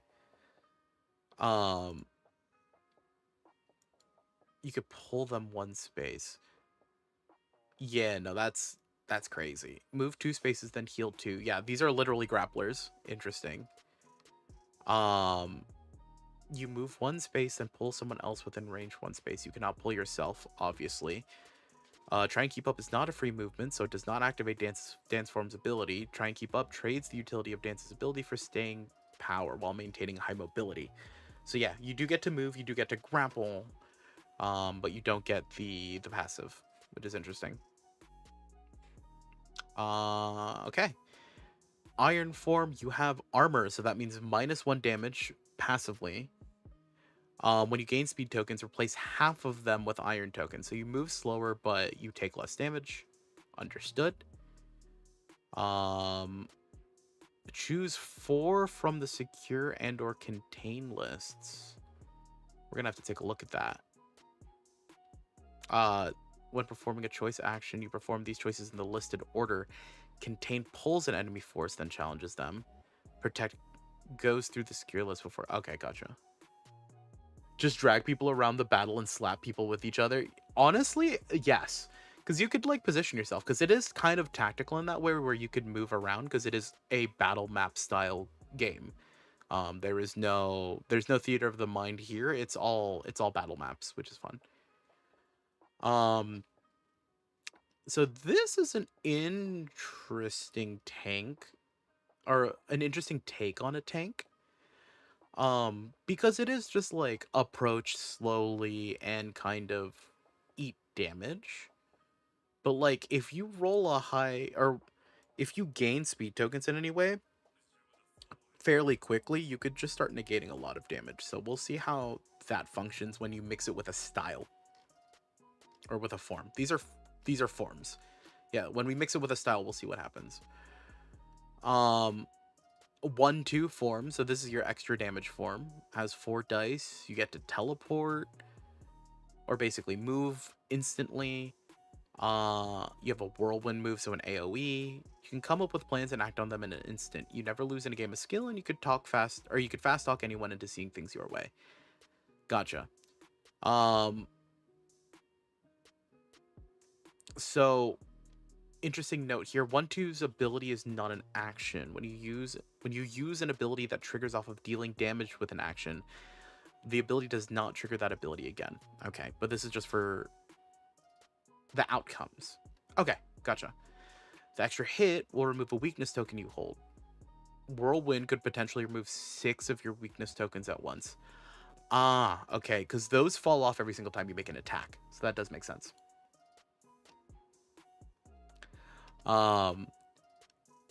Love that. And then they're just extra notes here. Power form, okay. When you gain speed tokens, so this is kind of like the tank, except for power. But you rolled 2d10. You get a buff, which is 3 power tokens, which is plus 3 damage on a hit, which you could essentially use with a 6 or a 9 to then deal 3 damage to an enemy within range. Does not get reduced. Tokens and abilities cannot be used in response to crush or the damage it deals. Okay, so you can't use tokens on it, but you could use it on dealing damage normally. Unless you use a 9. Unless you use a 9. Then in which case you could dump every single token you have into one attack and one-shot somebody. Unstoppable. You could smash through any door, wall, or vehicle. I love how you've added vehicle. Writer, I appreciate that. Yeah, and power tokens are only per hit. The unstoppable passive, yeah.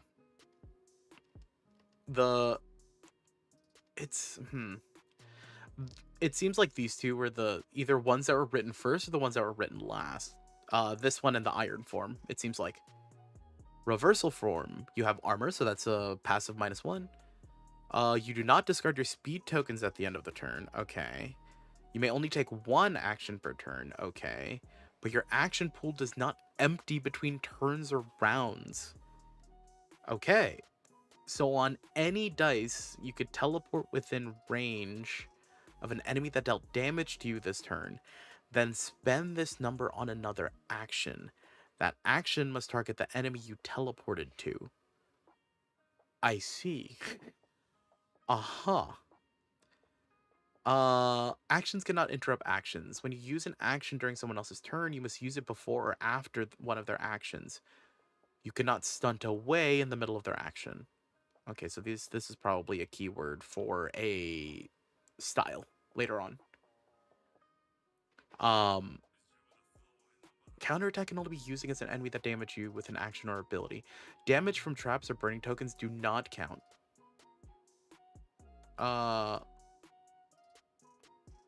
Counterattack teleports you to the enemy within your range, not so you are within their range. Oh, wait, what? Teleports you so that the enemy is within your range, not so that you are within their range. So that's essentially if, say, for example, you have a higher range than they are. Understood. Or vice versa. The number you mentioned, or the number mentioned in counterattack's description, is the number you spent to use counterattack. Effectively, you could use that number twice. Oh. Oh. Oh, that's interesting.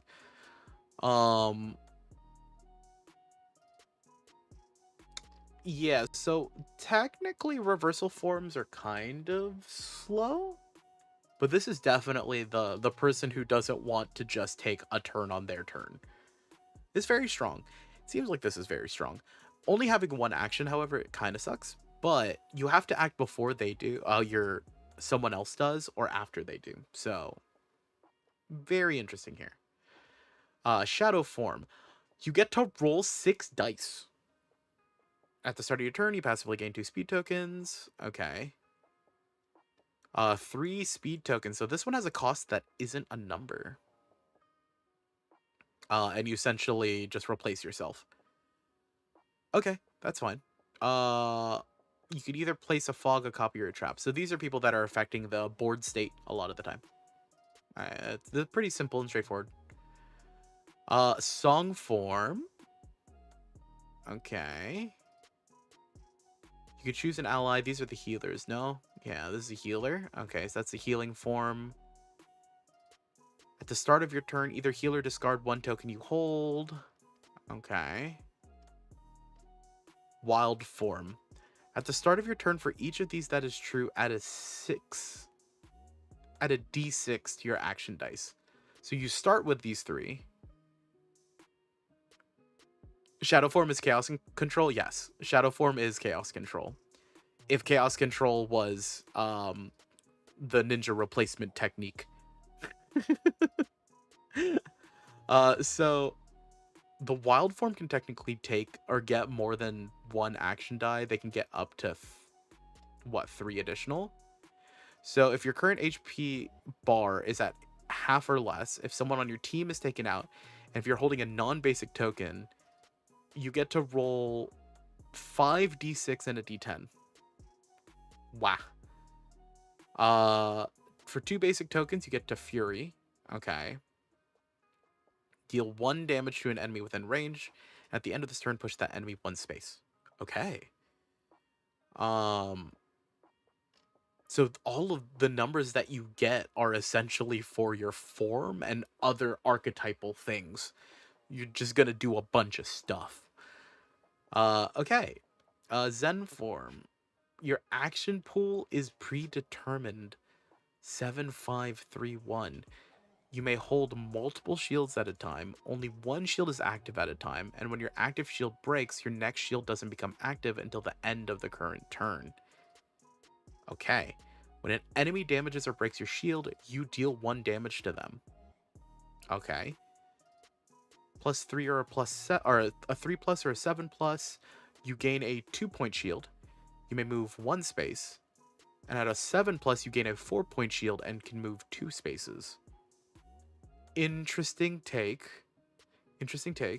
So you have the ability to have shields on the Zen form. It's kind of like a tank, but it's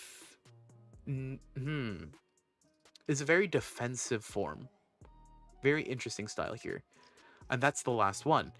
I would say for sure, if I were to make a character, I would more likely than not either take like the reversal form because I think its mechanics are fun, the wild form because the pure amount of dice, or the zen form. Those three for sure. For a basic character, like one that we just want to like pick up and go, I think navigating newer to TTRPG players to the power form or iron form will be for the best. And if they want to be a little bit spicy, trying out the shadow form, and seeing how they do that. That seems like the archetypal, at least the power iron and shadow forms seem like the archetypal like rogue, uh, tank, and normal DPS kind of archetypes. So those are pretty easy to kind of build around thematically. The next part I believe that we have are the archetypes. So archetypes are, they didn't really talk about it much, so let's actually read through this one.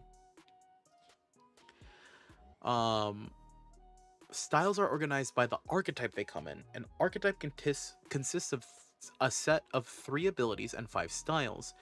The ability you get depends on if your hero is focused, fused, or frantic.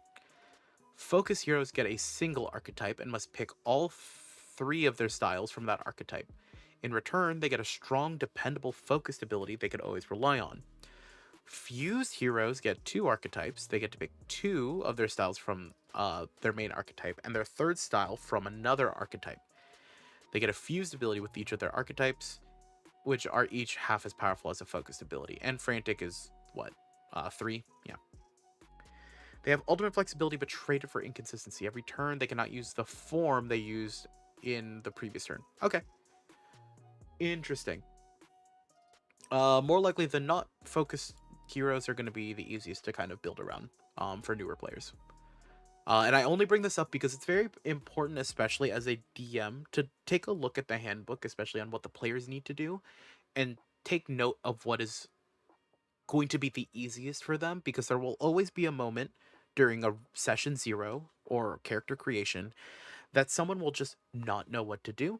And so you'll need to, especially for a system that you are not particularly 100% comfortable with or just learning, it's going to be something that you could navigate them to so that way they can easily start the ball rolling, or make a determination of like, oh, that's not really what I want to do. And that alone is enough to get their character creation process started. So always keep that in mind if you are a DM for a new game that you want to try out. Always think of like, what is the easiest thing to do, because that will help inform session 0 actions. So our different archetypes, what are we going to take a look here? It seems like these are just character backgrounds. Controlling tank, a team support, combo warrior, aggressive monster, flame tongue, gun kata literally is an archetype. Interesting. A phantom, a punk, teacher, trickster, underdog, war dancer, and a winter blossom. Okay, let's take a look at these guys. So angels are angels. Every style they have gives them a different means of dealing with having a lot of enemies who want you dead. Okay. I see. So you could choose an... So what we would probably want to do is, in any order, choose these items. But choosing between being focused, fused, or frantic is very important, it seems.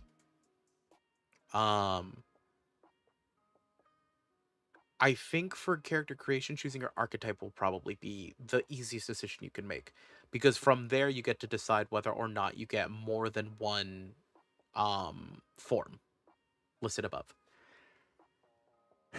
Sorry. Shadow form with flame tongue looks incredibly annoying. Yes, it already seems like problematic. Um, At the start of your turn, challenge an enemy you can see, then deal 1 damage to them, then heal 1. So this is the focused ability. Usually the focused abilities are going to be the strongest.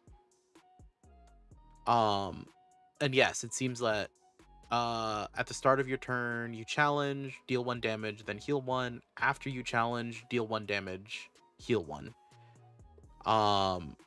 The fused angel, which will have 2 forms, only gets to have the first part, which is challenge an enemy you could see at the start of your turn, deal 1, heal 1. And then frantic, at the start of this. Wait, what?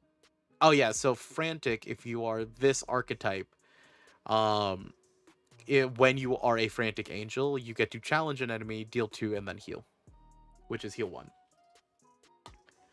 Um, and then styles. So styles, how many styles are we looking at here? We're looking at 4. Okay, gotcha. So yeah, I would probably, if I were navigating someone to create a character in this, I would tell them, hey, first choose an archetype and choose whether or not you are going to be focused, fused, or frantic, and then from there build out your character. Choose your form secondary. Even though the forms do come first, I think choosing the archetype will be easier for character building processes. So your styles. So the styles all have an additional. So, and once again, creating a character sheet will simply just be like having all of these pasted and having your different settings, because like I said before, or at least what the game said before, you'll need to choose a form and a style combined together. um because you could have multiple forms attached to your styles, but your archetypes determine whether or not you could choose styles outside. So that's gonna be interesting. um or is it the other way around? Do you only choose one form? Let me just reread this real quick, sorry. Uh, Building block, every possible combat stance and fighting technique uses a form as its baseline, modified by your style and archetype. Okay. Each form has one skill. You have for each form you have. Okay, so gotcha. So you want essentially 3 stances. Interesting. Okay, so yes, so you're gonna have up to 3 forms. Okay, that makes sense. The angel seems to be healer dealer, which is cool. Like you could choose a Halcyon style, you could purify. Yeah. Uh, yeah, archetypes and forms seems like the play, but when choosing a form, were the words as subtext like limitations or just alt names? They were just alt names for the forms. So say for example, here, the alt names, these ones here is what I'm presuming. Hyra, hello. These are just alt names. It's just for the context is just choosing information or like choosing to name it this way. So instead of calling it blaster form with something style, you would just call it something like a dragon something form or whatever. Thank you, IMA, for shouting out. I appreciate that. But yeah, let's go back to the archetypes. So yeah, the paladin style, healer dealer. It's hard to kind of slot it into like a fantasy RPG, but it looks like uh it wants to work a lot with the defensive stuff because it seems like you're getting challenge tokens a lot. So this might be interesting. This might be interesting with the grappler, actually. Can you imagine an angel grappler? The angel grappler just like running at you and challenging you and then healing 1, dealing 1, but then also throwing you seems like a definite thing. Um, and yeah, so you would be choosing a style. It tells you your ranges and like what you can do. This is definitely not a style of play that I would usually create, so this might be fun. This one is interesting here. Especially with like the grappler idea, because remember, pulling an ally up to 3 spaces, um push 3 spaces. Yeah, no. So it seems that like your angels are kind of always there. Oh, wing style. Edges cannot remove you from play. At the end of every turn, you may move 2 spaces. Goodness. Yeah, no, like highly mobile. Yeah, no, putting that on a grappler seems terrifying. Absolutely terrifying. Let's see. Archetype cavalry. And I like how all of these have complexity. Because a lot of the time players, especially when they're new to TTRPGs or just like have never played a TTRPG before, um, they're always concerned about something being too complex and whether or not they want to limit their options. So this is a nice touch to the handbook. Um, Cavalry is high movement, I presume, yes? So focused is shielding, and then you gain a speed token. But then when you're fused, okay, when you're fused, you have a shield, and you don't get the +1 speed token. Understood. No, this with grappler, this with grappler seems hysterical. Because you get your shield, you also get the ability to grapple. When you move someone, then you deal more damage, and then you get more actions. That one seems kind of interesting. So many big words, very complex. Yeah, the thing about tabletop RPGs is that if we were to remove the DMs completely from the process, which in and of itself is very difficult, um, at least in the format of playing a tabletop RPG, because it requires it at the moment. A lot of people say, oh, then like what about BG3? Well, that's a video game. It's not playing a TTRPG. But like, kind of limiting the amount of words that you have to read through by having a DM kind of tell you or kind of guide you is an inherent part of playing a TTRPG.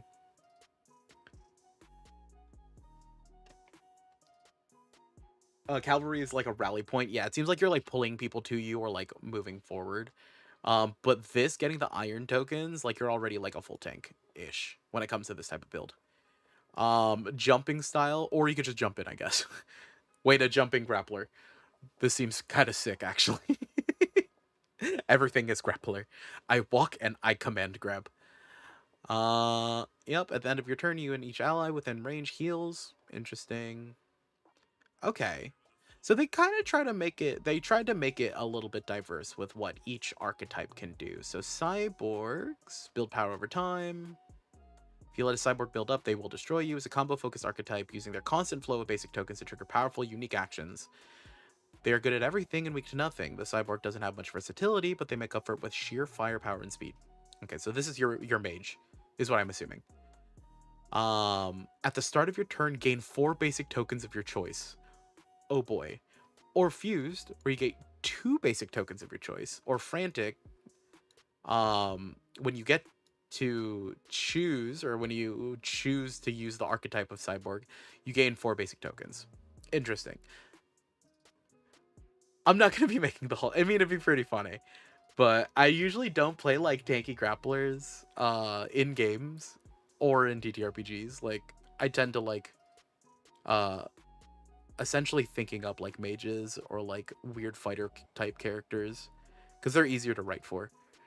um the cyborg abilities, yep, so you just get a bunch of tokens and you're tanky with this form. I think having the ability to generate tokens for free is quite nice. Incinerator style, when you spend power tokens to boost damage a hit deals, give 1 burning target. Okay, so you get to apply a dot. You may spend your basic tokens if they were any other basic token. The basic, oh, this is something. Okay, let's just look at this real quick.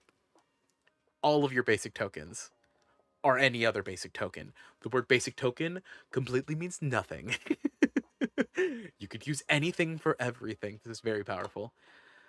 Choose 3. Heal 1, gain an iron, gain a power, gain a speed, or deal 1. And then choose the last 2 options. So if you spend a 4+, you get to do all 5. That's crazy. But that means that 4s are very valuable. So you would want a form that allows you to get 4s quite constantly.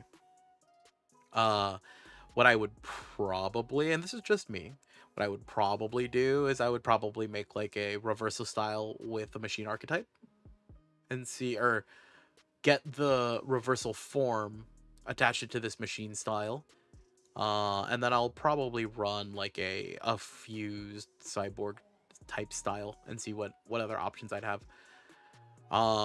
After you push someone, you may teleport to any empty space adjacent to them. This on a grappler seems hysterical. You push them for 2 speed tokens, you push someone, and then you teleport to them, and then you get damage based off of how many spaces they moved. You could break it. Siphon style. Let's see. At the end of your turn, choose a token you hold, either replace it with a power token or gain another copy of it. Interesting. 2 or 6 roll. Ooh, so this is kind of a healer style. But you could choose anyone. It says you or someone. So you could steal things from people. Which would probably work very well with the shadow style. Or not shadow style, shadow form. And then you just spend a lot of your time debuffing the opponent. Just playing sumo with cyborg grapplers, I'm writing that down. That's going to be the boss of our encounter that we write down. Archetype demon, they're big bullies. They get their strength for making others weak. They drain your strength, toss you aside, and then just let you think you've got the upper hand. They sneak in with a surprise attack. Or an aggressive archetype focusing to pick off their enemies one by one. Okay, so this is our DPS. Oh, they have a new token. Chaos tokens. Okay. Do we spend them anywhere? We'll see. We'll see. Chaos token is exclusively used by the demon. At any time, you may spend a chaos token to immediately take a 4 action, interrupting the current turn until that action is resolved. Now, say for example, say for a quick example, we have a fused demon archetype. We get our chaos token, but we're also on one of our stances. We're also a reversal style. This gets pretty complex if you make it complex. It could be pretty simple if you want it to be pretty simple. But that alone seems like a lot. That seems like a lot. A dark style, you could see it and target enemies through fog. And then you can place 2 fog obstacles. Okay. Yeah, chaos tokens are strong. Ogre style, your throw actions may target any number of enemies. Any number of enemies. That's absurd. That's absurd. That's absurd. Choose an enemy you can see that moved during this turn. You deal 2 damage to them. Goodness. Yeah, no, it seems like grapplers are fun. Interrupts are extremely powerful. Well, it's not only just that, right? Because like you have the interrupts, and then you have if you're on reversal, you also act on everyone else's turn either before or after.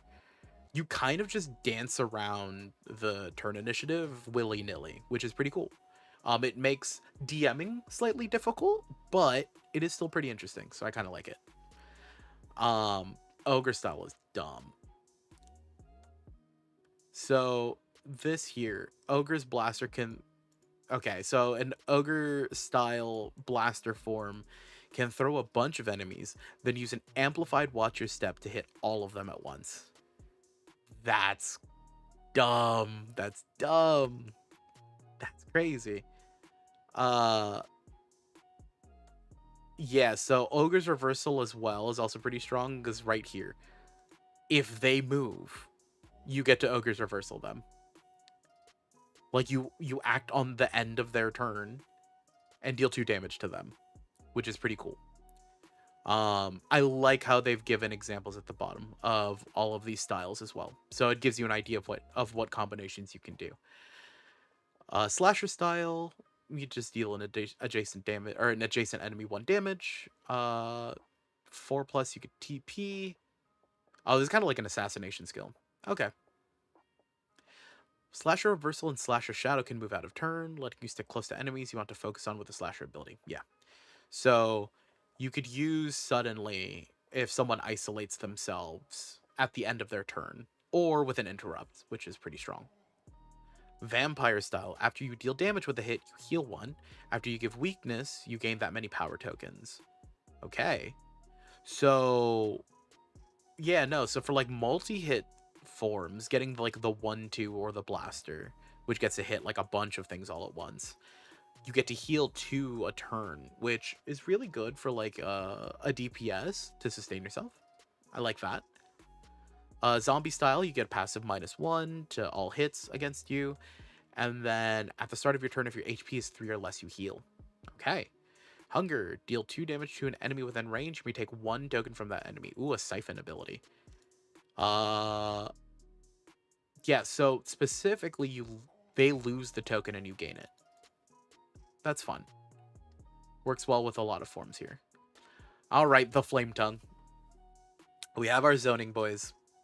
The main way a Flame Tongue defeats their foes is by giving them more to deal with than they can reasonably handle. You give out so many burning tokens and lay out so many traps and punish them for hitting you, and you just make fighting back the last thing they can afford to do. Yes. This seems like a lot up my alley. We'll see what it's about. So after you deal damage to an enemy with an action, give that enemy 1 burning token. Okay. Or the first time you deal damage to an enemy on the turn, or during your turn, give that enemy 2 burning tokens. And then a rules note here. Only 1 burning token to one of them. Okay. And then frantic with 3 or less burning tokens, give them a burning token. So this one is just to keep it up. I think a lot of the Flame Tongue builds might require Flame Tongue on frantic, just because it seems nice. But it also seems like these abilities are kind of weak or lacking. Wait, what? So after you target an enemy with an action, if they have 4 burning tokens or less, give them a burning token. Okay. Target 1 enemy within a range, give them a burning token, and put a trap into their space. Huh. So things with range are kind of strength. But also, as it states here, traps that you lay also can be affected or can affect you, so it's kind of spooky. Explosion style, you get to move people. After you destroy an obstacle, replace it with an edge. So you could break a wall and then make it an edge and then knock someone into it. Okay. Interesting. Makes craters. It tears the map apart and makes all of your attacks high impact, pushing your enemies all over the place. Yeah, okay. At the end, Inferno style, at the end of your turn, after your burning tokens have already triggered, you gain 3 burning tokens. After an enemy deals damage to you with an action, you may give them all of your burning tokens. This one's interesting. I wouldn't see how powerful that would be as a player, but more so as an enemy. So it would definitely be something that you could do as an enemy or as a director, and seeing how that goes. Phoenix style. Oh, if you burn yourself, then you get to heal that much damage instead. Very interesting. Volcanic style. You could spend speed tokens. Or after you spend speed tokens on free movement, you can place a trap on each space you exit. Okay. You do not take damage from entering a space with a trap. Oh, very nice. Gunkata, the John Wick. John Wick seems like range dealer. After you deal damage to someone, move 1 space. Interesting. You could see, and that one's that's real strong. This is real strong. Okay. Huh. I see. You ignore armor and shields when dealing damage. Okay. Ricochet style. It doesn't speak to me, but like I could see why someone would like to use it because of the extra range if you want to be a range dealer. Phantom and archetype that can adapt to anything. Your universal access to your unique actions means that when you're choosing a stance, you can focus on switching the abilities you need. Okay, interesting. At all times, no matter what the current stance is. Oh, because you state what your stance is at the beginning of your turn, but you just always have access to it. Cool.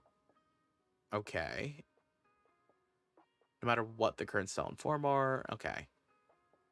At the start of your turn, you gain a 3-point shield with enemy. Okay. So this is a kind of multi-class, is what I'm going to assume. Oh, it's like your debuffer. Yeah, this is definitely a support character. Interesting. Puppet style is interesting. I think what's very, like, as I'm kind of scrolling through these, one of the interesting things is that you could literally take any anime character and just make them as a style and not just as like a full character. Like you don't have to commit too much just to like represent an anime character that you like, which is cool. Let's see. You have the punk, which the punk is Oh, so the punk gets to do more things the more damage they take. I see. That's very strong. Um, what is the downside?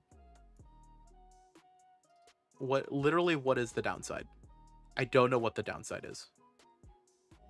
Because you could play as Naruto without being Naruto very pug. Yes, exactly. Exactly. You could just tuck it away with like a singular stance with like demon and power form mixed together, and that's your Naruto stance, and you could just take that one. This is what is the downside? I guess this is just current, so it's equal. So if this is a lightweight, at most you could have an 11. Interesting. It seems like the punks want to get like a lot of damage on them. Oh, and some of their uniques, I think. Yeah, some of their uniques take HP as a resource. Oh. Oh. This is cool. This is really cool. You don't die at 0 HP. You could have 1 HP bar, and you only lose if everyone is at 0 HP at the same time. Interesting. After your shield breaks, gain a power token. After you deal damage, if you didn't spend a power token, gain a power token. Oh. Oh. Add that with 1-2. Get a bunch of power tokens? Question mark. Think about it. Think about it. That's a lot of power tokens. Um. Flashy style. After you roll your action dice, you may combine 2 of your numbers into a single larger number. Okay. Choose 2 of these basic actions. Movement, damage, a challenger approaches. Okay, so any of the basics. Perform both of those actions as if you had spent X on them. You can only show off once a turn. I want to use this with I want to use this with reversal. I want to do that with reversal. I want to combine those 2 together. That seems pretty sick. This archetype is cool.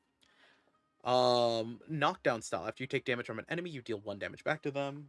Okay, that's pretty straightforward. We could understand that one. Taunting style. Yeah, it's your tank. What? There's a teacher. Okay, so this one for sure seems strong. The punk. Because if you mix punk with reversal, right, you're able to, or at least if you use the flashy style, that's pretty strong. That's pretty strong. I like that. So your teacher, what do you do? Although elder style, what is this? At the end of your turn, you gain 2 inspired tokens. At the end of your turn, gain an inspired token. Okay. Is a token only used by the teacher. During an ally's turn, you may spend 1 inspired token roll. Oh, inspired token to roll a d8 and add that number to their action pool. Oh, it's a bard. You're a bard. Okay, interesting. I can get behind this. Bless you. Patient style. At the end of your turn, your speed tokens become iron tokens. You may only take 1 action per turn. Your action pool does not empty between turns or rounds. Add X+1 to your action pool. Then you may move 1 space. Okay. Interesting. Interesting. So they're the second half of a paladin. Yeah, bard also works. They're primarily just inspiration for bard, like, because especially for some of these styles, you're getting a bunch of tokens to buff yourself up. But it's not inherently like you're not dealing damage, you're just kind of utility in a sense. And you can mix it with range and stuff like that. So there's that. There's that. Elder style. Let's see what this is.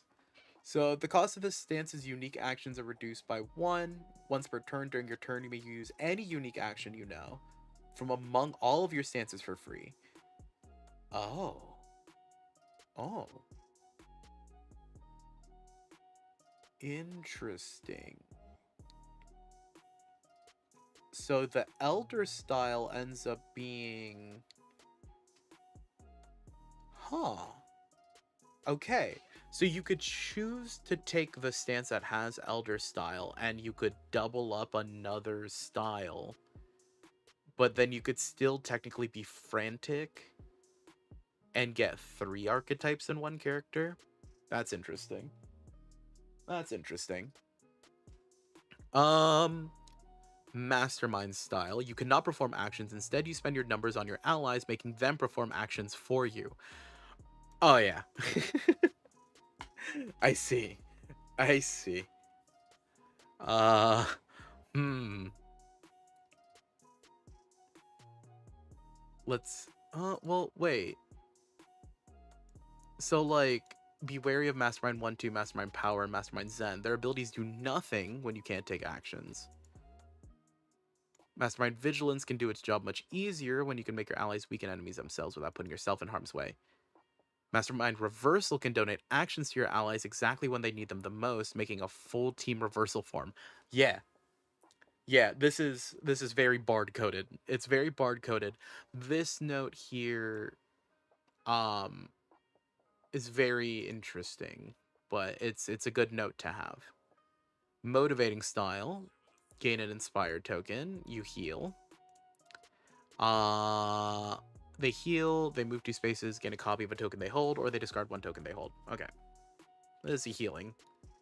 And training style. At the end of your turn, give an ally 1 training token. A training token before performing an action, you may spend a training token to increase all numbers listed in that action by 1, including its cost. You may only spend 1 training token per turn. Okay.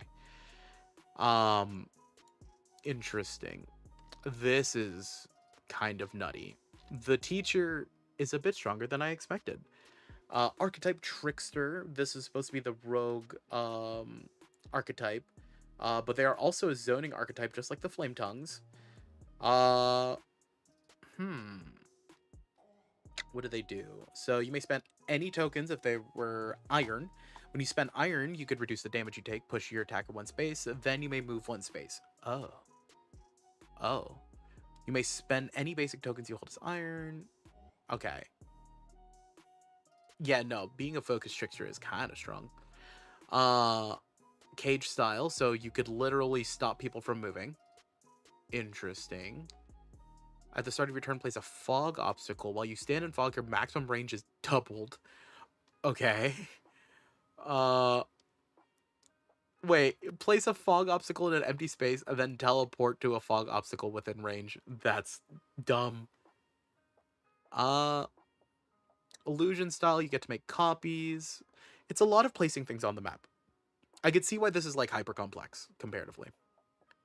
Whip style, your throw actions target 1 person within range. When you throw or grapple an enemy, they take 2 damage. That's cool. It's kind of all right, I guess. Because especially when one of the styles that you could add with grappler is throw as many in range, this one seems a bit weak. It prevents you from throwing adjacent enemies. Yeah, I guess because its range as well is 2 to 5, right? Like you get the benefit of staying further back and doing your grapple, so there is that. I get that part. Archetype underdog. You're just a regular kid, and you're in way over your head, where you would be if being an ordinary underdog didn't make you the most dangerous person in the room at all times. So this is your fighter. Okay. This is our fighter. If you are focused, you gain a basic token. After you take damage, you gain a basic token. Okay. Fused underdogs holding all 3 basic tokens may spend their iron tokens before taking damage. Doing this will let them regain an iron token from taking damage if they no longer have any. Okay. Yeah, fused underdog seems a bit strong. After you destroy an obstacle, gain a basic token of your choice. Cool. Then teleport, deal 1 damage. Range 1-2 is a bit weak, but I could see why you would want to balance it out a little bit. That makes a lot of sense. I get that. Distracting style. You weaken your opponents. Use a simple or token action. Move 1 space, then give 1 weakness. Okay, so you're literally just weakening your opponents. They deal less damage. I have the style. At the start of your turn, you gain a bonus of your choice. Gain a bonus of your choice. Oh. Oh, that's strong. Huh. That's very strong.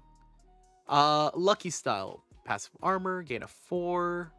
For a 3+, you gain 2 basic tokens. This seems pretty okay.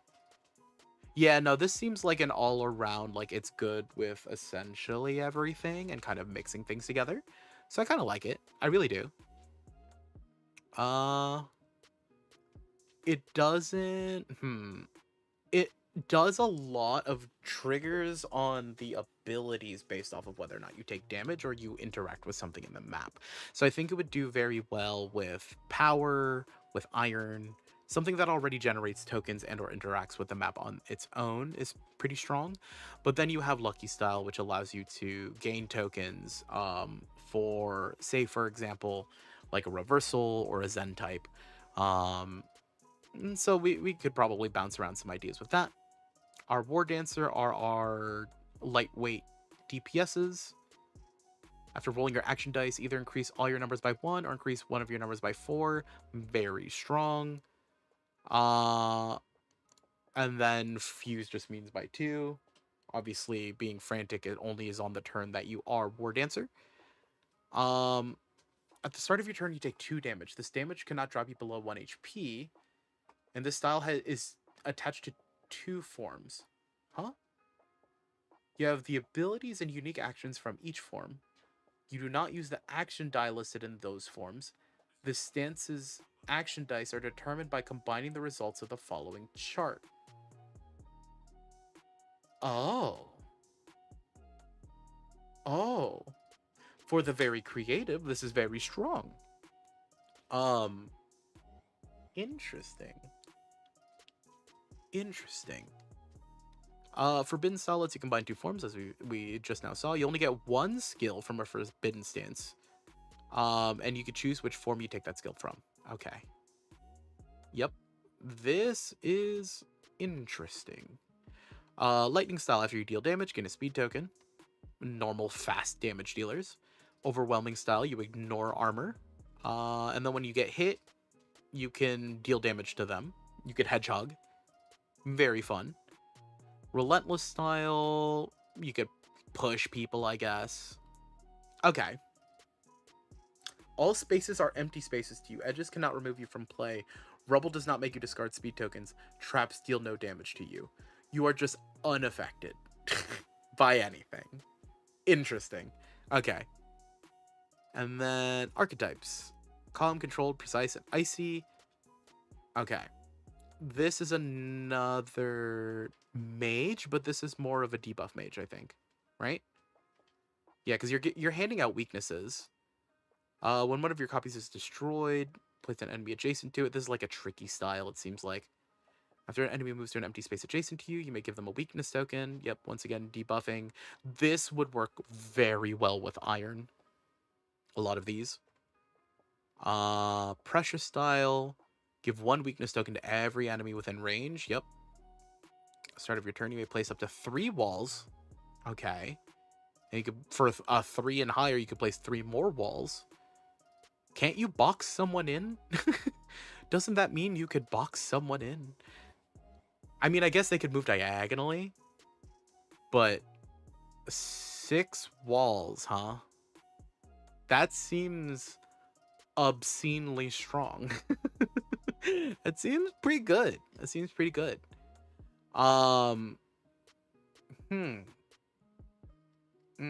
Interesting. Okay. Between combats, what is a skill? Ah, yes. Okay, so we're out of the character creation stuff. Let's see here. All right, so we've been reading this book for about 2.5 hours, which is fine. I usually take longer when I read through my rules books. Let's zoom out for a little bit. I kind of want to try making a character. Do note that this system, I believe, doesn't have a character sheet. I'm gonna go check just in case. Character sheet. Let's take a look here. Does anyone have one? So, someone made one. Lovely human being. Appreciate that. And we're going to go back to our notes in a second. But there's a Google Sheet here. Sorry for the flashbang. Yes. So if you are a focus type, meaning that you have only a singular archetype, you would be using this. Interesting. Let's take a look at what would it be like to make a fuse character. We're just gonna name this in kind of in the way that we wanted to for this session, or not this session, sorry, in this stream, kind of make a one shot. We're just gonna make a singular encounter, and we're gonna make it a boss encounter, simply because a session could simply be leading up to a boss fight, but this game is essentially fight to fight to fight. So making an encounter, all you really only need to do it once, and then you kind of figure it out, right? Obviously we don't have a map set up, we don't have a lot of things set up, but simply making a character to start would be pretty simple. Character name, we're gonna call him Big Bad. Let us make a copy, and oops, sorry, make a copy. Love that. Okay, so fused hero. I do want to try an archetype that splits, so we're gonna choose Big Bad as the name. Build, we'll have to figure that out first. We don't particularly have that just yet, but we'll figure it out. Style, passive ability, form,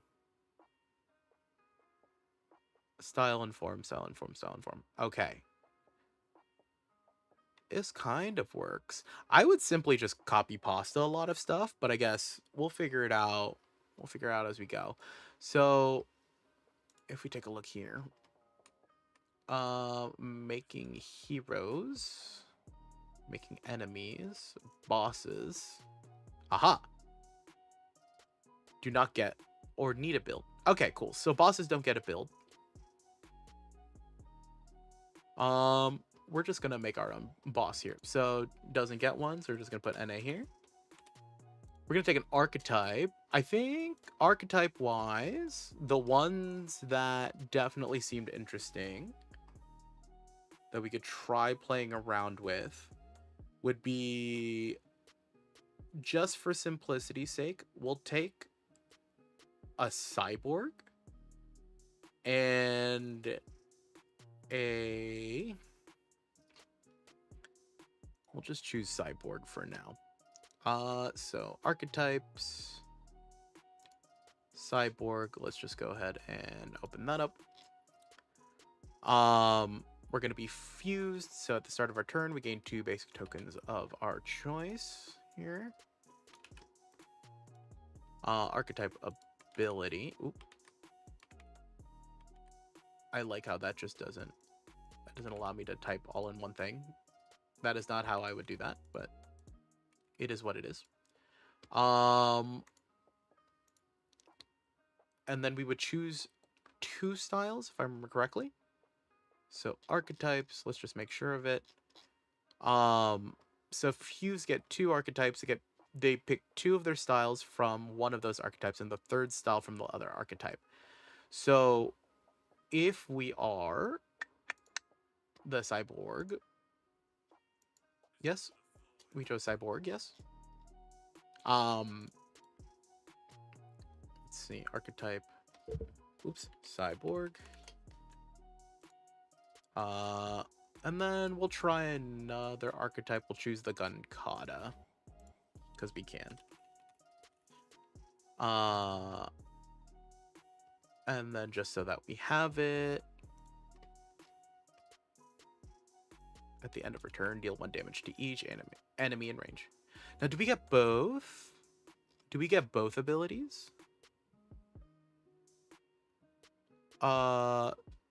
Okay, so they do get both of the abilities of their archetypes. Okay, lovely. So stance 1, if we just were to roll a random die, we could probably figure this out really quickly. But for stance 1, we're going to choose from the cyborg first, We're definitely going to choose the incinerator and the machine style for at least the cyborg ones. Keep on clicking the wrong ones. So machine is one, and then the other one is incinerator. Machine's passive ability is this. And then incinerators is this. Oops.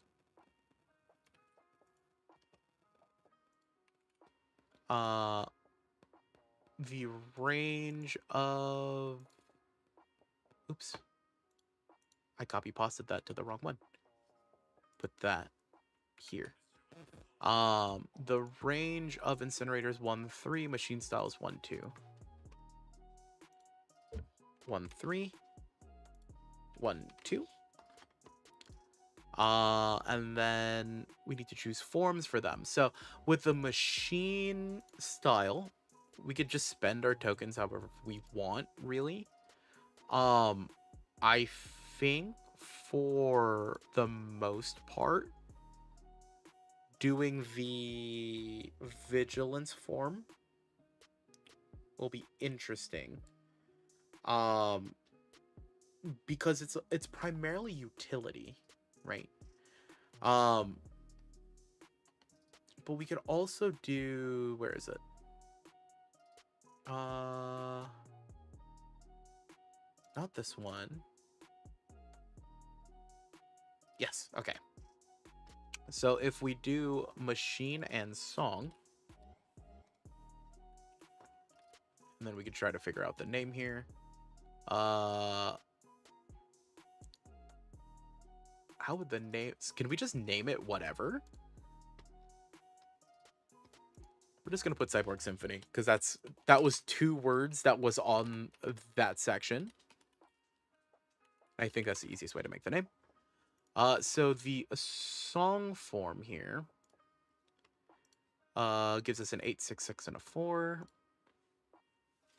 8, 6, 6, and a 4 is what we would get. And then this is our passive. Then we have our actions. Obviously, we don't get to see it all. Why don't we have word wrap ever? Unique actions. Believe this is our unique actions, yes?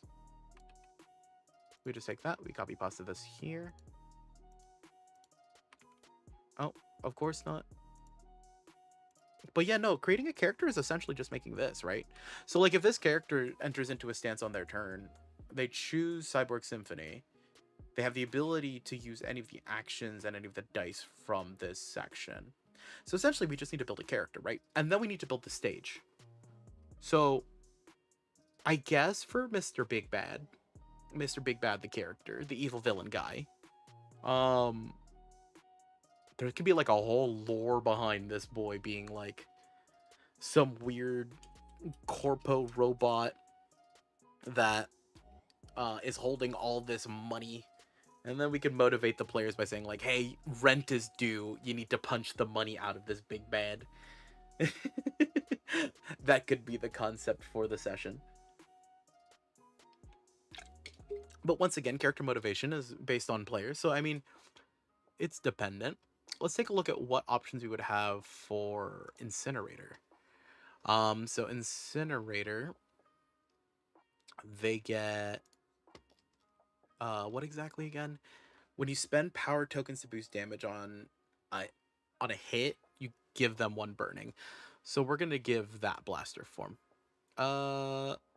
Sure. We'll just call it the 2 words again. So Dragon Incinerator. And then this is going to be blaster form. And then the blaster form obviously does this. And once again, the rules still apply in the same exact way. Where we just fill it out here. So this would be a 1 plus... Oops. 1 plus, 4 plus, 6 plus. We're kind of working with whatever this sheet has given us. I'd probably make a different one. But choose an ally you see, they remove a token they hold, and then that would be the action there for that. And then for this, we have these that also get added. So 3+ is amplify. So 3+ is amplify. And then there's the effect. Cool. Yeah, I think this character sheet's a bit too complicated, but once again, you can try to figure it out.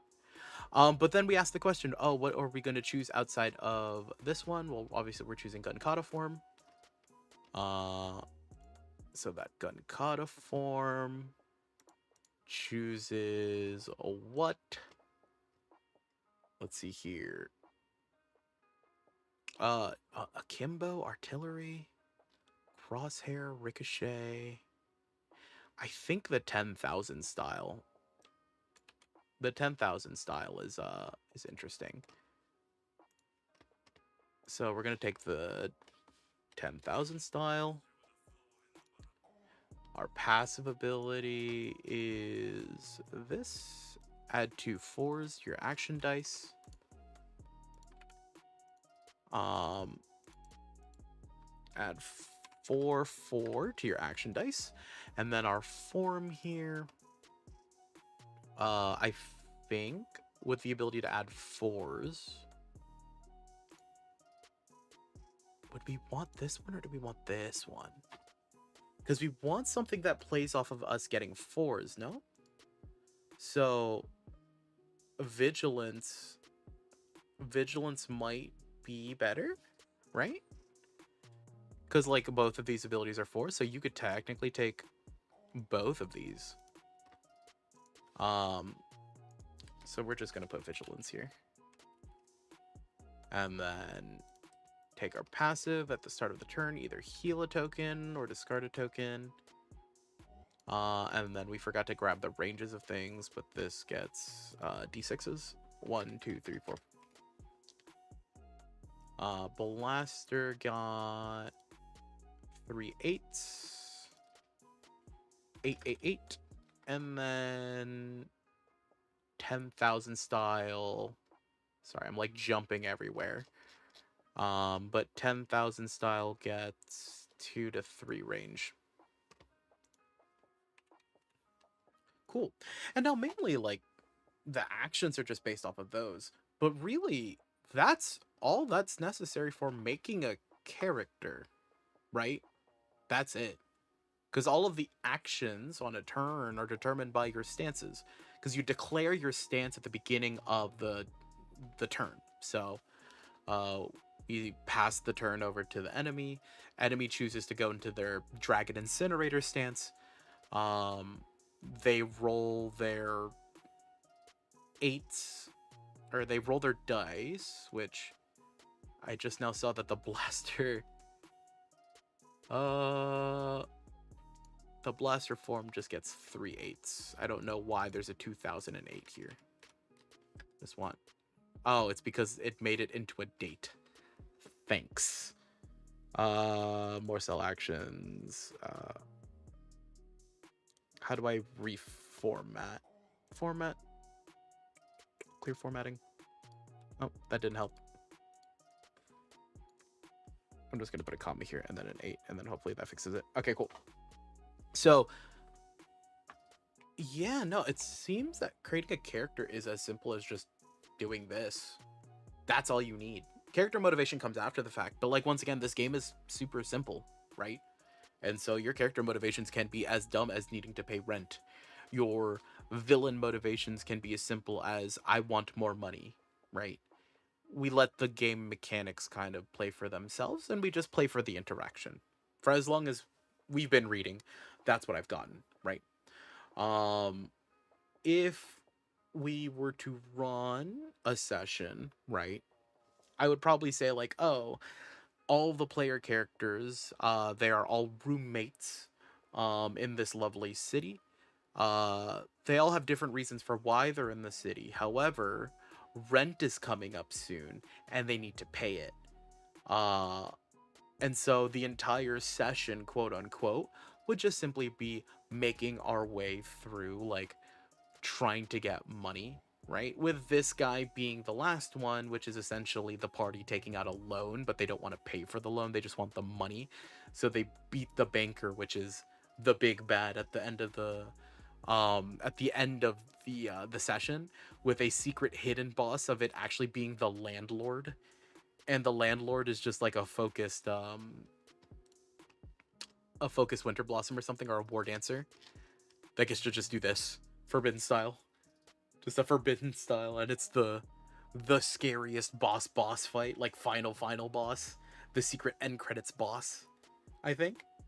But yeah, I think if we were to just go with that, right, the session would be being in a large city, and then me as a DM, right, what would be the other things that I would need to learn? I would need to, like, create a setting, and I'd have to do all those things. But I think the easier part of all of this, now that we've kind of read through majority of it, because we're still, like, if we're here, right, under chapter 7, we've read 120 pages. Making the heroes is exactly kind of like making enemies. If we go ahead and take a look at making enemies, the next chapter, making an enemy consists of making one of these types. Um, but I think a boss fight. Okay, so bosses are like players, so that's what we just made, and then normal warriors that just have a singular stance. Um, yeah, and it's super simple to just make it. You basically just make a character and just throw them into a bunch of stuff. And say, for example, if you are planning for a session, right? And you don't have time to make to build up a character. What you can do is you actually head over to this enemy here, and then, oh, what is this? Making enemies. You have stooges, warriors. Where is... They don't get a build, they do get a skill. Do they not have example ones? I thought they had examples somewhere. Oh, well. Oh, here we go. Oh, no, this is a checklist. 300... Cinematic, wait. Angel enemies. Oh, these are examples. Oh, interesting. So, this is their own compendium of example monsters. This is what I was trying to find. So, the example monsters, if you do not have time to write out or, like, figure out a bunch of stuff, you can just look at this sheet here and simply just pull from these. If you need a warrior combat, we're going to just grab this warrior combat, right? If we need, like, anything else, like cavalry. So they split it up into the different archetypes.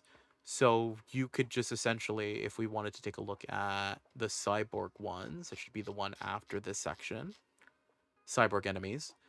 Yeah, we can grab some stooges that we might need. There's an example one there. There's another one here for a larger stooge battle. Here's a warrior that we can grab, and we could just, pick and choose which ones we might need, which is really nice. Virtual idol. You can fight a VTuber. Wait, what? What is this? Cyborgs and yeah, you could just make a VTuber. This is what a character sheet looks like, actually. Would just be like name of character, what their main stance is, and then you would just have this for all three of your stances in front of you. You could literally make flashcards with all the information you need per stance, which is really cool. I find that kind of interesting. Hatsune Miku, the three stooges in the who live in the shared house who can't pay rent, decide to fight Hatsune Miku. They go onto the internet and attempt to throw fisticuffs. They get turned into the digital world to try to make ends meet, to make rent. And that's where they fight the virtual idol, Hatsune Miku. That'd actually be interesting, actually. Hold up. Wait a minute. What if I made a campaign? What if I made a campaign, or like a little list of encounters of fighting VTubers? Hmm. The gauntlet. You have to fight the gauntlet of VTubers. Huh. But yeah, no, it seems like on the side of prep, there is not much prep for DMs, which is really nice. You can kind of do it on the fly. What does make it a bit difficult, and I will state this now, I probably would not be able to run a game of this system without a little bit of preparation. So I have a tendency of, if my friends want to play a tabletop role playing game system, I tend to just ad lib the majority of it. If it's like an unplanned, no story based like game, we just wanted to play D&D or like play a tabletop role playing game and we just want to roll dice with one another, I'll just ad lib something so that way we have a reason to be rolling dice and I'll run the system that way. This is going to be very hard to ad lib. It would be very difficult to ad lib an entire session with just this. Yes, you could roll dice around, and yes, we do have example characters. But to kind of make it cohesive takes a little bit of extra work, and I feel like it would get a bit tiring after you fight the second virtual idol in a combat. So that's what I have to say on that. But I'm pretty sure you could do it if you practiced enough in the system. I just don't think it's a pick up and play and ad lib it type of system. It's something that you would probably want to prep for a little bit. But that is just me. That is just what applies to me as a DM who sometimes gets called in as a ringer to DM a game that I have no idea how it works. Um, they have a little checklist on how to make a enemy, which is really nice. I do appreciate that. So that's super sick. Let's move into. They also have designing encounters. Yeah, yeah. That list of stuff. Uh, Basic actions. We have a list of them, which is really nice to have on a table. Is there anything else that we are missing? Yes. We have the making heroes. We have the checklist for players. But did we get to look at the debut scene? Big debut. Okay, there it is. Okay.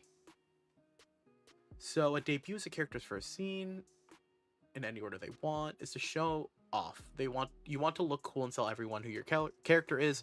Begin your debut by setting the scene for us. Tell us where you are, what's happening to you, and what terrible thing's about to happen to you. It should sound like something that happens regularly in your hero's life. Then describe how you use at least 2 of your skills to get out of the situation. So the reason I wanted to call back to this is mainly for me as a DM.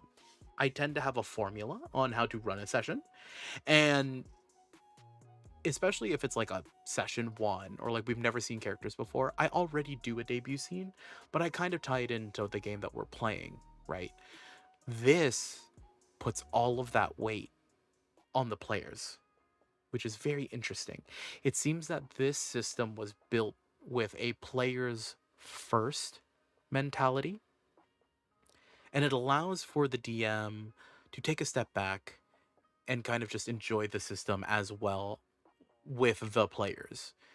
Because in D&D it's very split, where you have game systems that either allow you to kind of play as a player, but then if you want to try running a game, it's a completely different experience. This one it's a similar experience for both sides. One side gets to play just one character per person, the other side gets to play everyone else. But it seems that if you can play this game, you could run it quite easily, which is not something that I could say for a lot of other tabletop RPG systems.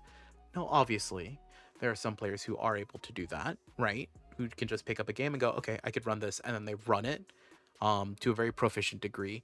And when I mean proficient, I mean they understand fully the rules, how to prep, how to do settings, and stuff like that. All of the boring stuff that a lot of players don't have to deal with in between sessions, right? This one just seems like, okay, I have a handbook, let's play this game. It seems pretty simple and unique, let's just go for it, right? So, honestly, yeah, like even though it's kind of basic and we only made an enemy, we just need a scenario, right? And then if I wanted to finish the prep work on this game, I mean, after filling out like all of this, right? Because one quote unquote session can just be fighting one enemy. But in reality, what I can do is I could just put 4 fights one after another, give a little tidbit of how we transition from scene to scene, and then all it is just combat. So it's a very, very focused down system, which is really cool. Really interesting. Honestly, I mean, without having played this system or like an actual session, I will give my report on how the actual session goes. But giving a report on at least how the handbook works. Admittedly, there are a few typos, a few confusing bits here and there. But what I will say is the system, or at least the handbook, lends itself to being a tool for players, which is really nice. It allows players to take a look into what is possible. It gives DMs just enough so that they could run a campaign. And then not only that, it also integrates a whole bunch of example characters, right? On a difficulty scale, I would probably rate this game about a 2 out of 5 when it comes to difficulty of running it or playing it. On either side, this seems fairly simple. The character creation process, I would probably have to rate, outside of my biases of loving a lot of the system typing in here, the fact that it's classless, I would probably rate the preparatory phases, or at least the character creation system, at about a 4 out of 5. Only because only because it is not perfect to create a character. It still takes a little bit of effort, right? On the player side, you have to read. On the DM or director side of creating characters, there's a lot of things that you have to kind of nudge your players along on, right? However, however, what I will state is that creating a character is really making 4 decisions and then you're done. Everything else is done for you, right? You don't have to roll for stats. You don't have to decide what your proficiencies are. It's very simple, right? It boils down the mechanics. In my eyes, I find that really nice because we could assume the rest, right? Even though I said it before, you don't need to RP in this system, you still can, right? That's still an integral part of playing a TTRPG. You are playing a character. You can still run everyone through what they need to do. A very similar system, and only similar to how it is played by the players, not essentially like all the systems in place, but the outcome of this gameplay style is similar to that of Electric Bastion Land, which if you've never played that game, you can roll a D100 and you could make a character with Electric Bastion Land. It is built for that. You roll a dice, you get a page, that is your character, right? The thing that makes Electric Bastion Land perfect is that it removes the barrier of entry for a player while also giving a bunch of tools that are simple to understand to the player. And the rules have a certain degree of complexity with interaction with the world that a DM or GM can create in Electric Bastion Land. This game is almost there. Almost there. This game is at a point where I would have to describe or explain how the rules work beforehand.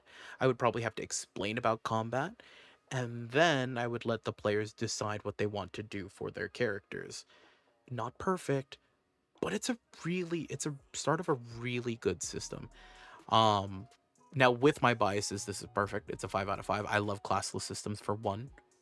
Giving the players creativity is very fun because that also means as the DM, the unique characters that I create also get to be customized in the same exact way, which we saw exemplified through the rules. But that's with my bias, right? I will play anything and everything, really, when it comes to systems. It's just whether or not it is difficult to get my players to be engaged with the content, right? Um, so that's for character creation. I would rate it a 4 out of 5. Which does boost its score a little bit. The final thing is the rules. And my guide for the rules are as such. 1, are they easy to understand as a player? 2, can a beginner learn the rules quickly and effectively, which is usually around 5 minutes? And 3, as the GM, DM, the director of the session, is it going to end up with me having to always have my nose in the book, or are the rules intuitive? I would say because of the complexity of the rules, the interactions of everything, it would have its score docked. However, in this handbook, they did a lovely thing, which was they added notes for specific rules for very obvious as well as very niche rules interactions so that there would be no confusion. You could always reference it, and the players can see it too. It's underneath the archetypes, it's underneath the forms. They added in the notes already, right? That reduces the rules that I, as the DM, need to remind my players because they see it on their page. Will I still need to do it? More likely than not, yes. However, I won't have to make on the spot judgments for difficult rules choices because we already have those rules in place. So say for example, under forms, if we go under here, not only do we get a bunch of stuff here, but we also have the rules text here that tells exactly how that interaction should go. And this is once again for the control form, for creating a character or playing a character. This alone is something that does not get added to a lot of handbooks, which is really nice. When I saw it, I was very happy. Because a lot of games are very vague about rules. They just let the person who's running the game kind of have the final say. This kind of board gamifies it and has the rules out there. And for that, I will be rating the rules a 4 out of 5. Ultimately, the perfect rule set of a game would be intuitive. A lot of the game rules in this system are non-intuitive. They're not difficult, but it's gonna take a little bit before people get used to it. Probably an encounter or two before a player understands fully like what does their character do? Oh, do they want to change it and stuff like that. So with those numbers, it scores relatively high, higher than average. At least for a non-biased score. Prepping the prepping a game for this would probably take me about 10 minutes. Not too bad. I would still need to prep. This is not a prepless game. I would still need to have something cohesive, but I think it would be fun to engage with making 3 to 4 characters as bosses or different mob types and then throwing those at my players and not really worrying too much about the story, as the players are the ones who are bringing the majority of that story with them. I give them a raw scenario, say for example what I'd said before, where they are all roommates and rent is due and they're all going through kind of figuring out what is their best means of making money to pay for rent for the month, as players in their own character. And then I just play the rest of the world and let the kind of game unfold from there. It takes about 10 minutes for someone to prep if they're comfortable with doing it. At worst case scenario, it would take you about an hour to prep for a game.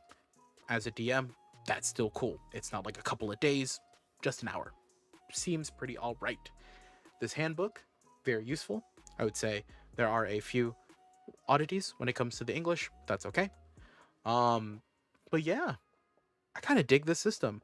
I'm probably going to run a session on stream using this system. Probably not the one shot, or maybe it is the one shot. Who knows? Um, but running a one shot of this system is definitely going to be something that we do in the near future. Be very excited for that. I'm going to drag people into that and see how they enjoy it. And we'll probably talk a little bit about session 0 stuff, either before or after the session, like we did during one of our TTRPG test sessions. But yeah, that I think is good. We've been going on for about 3 hours, which is much longer than I thought we would be at, but that's fine.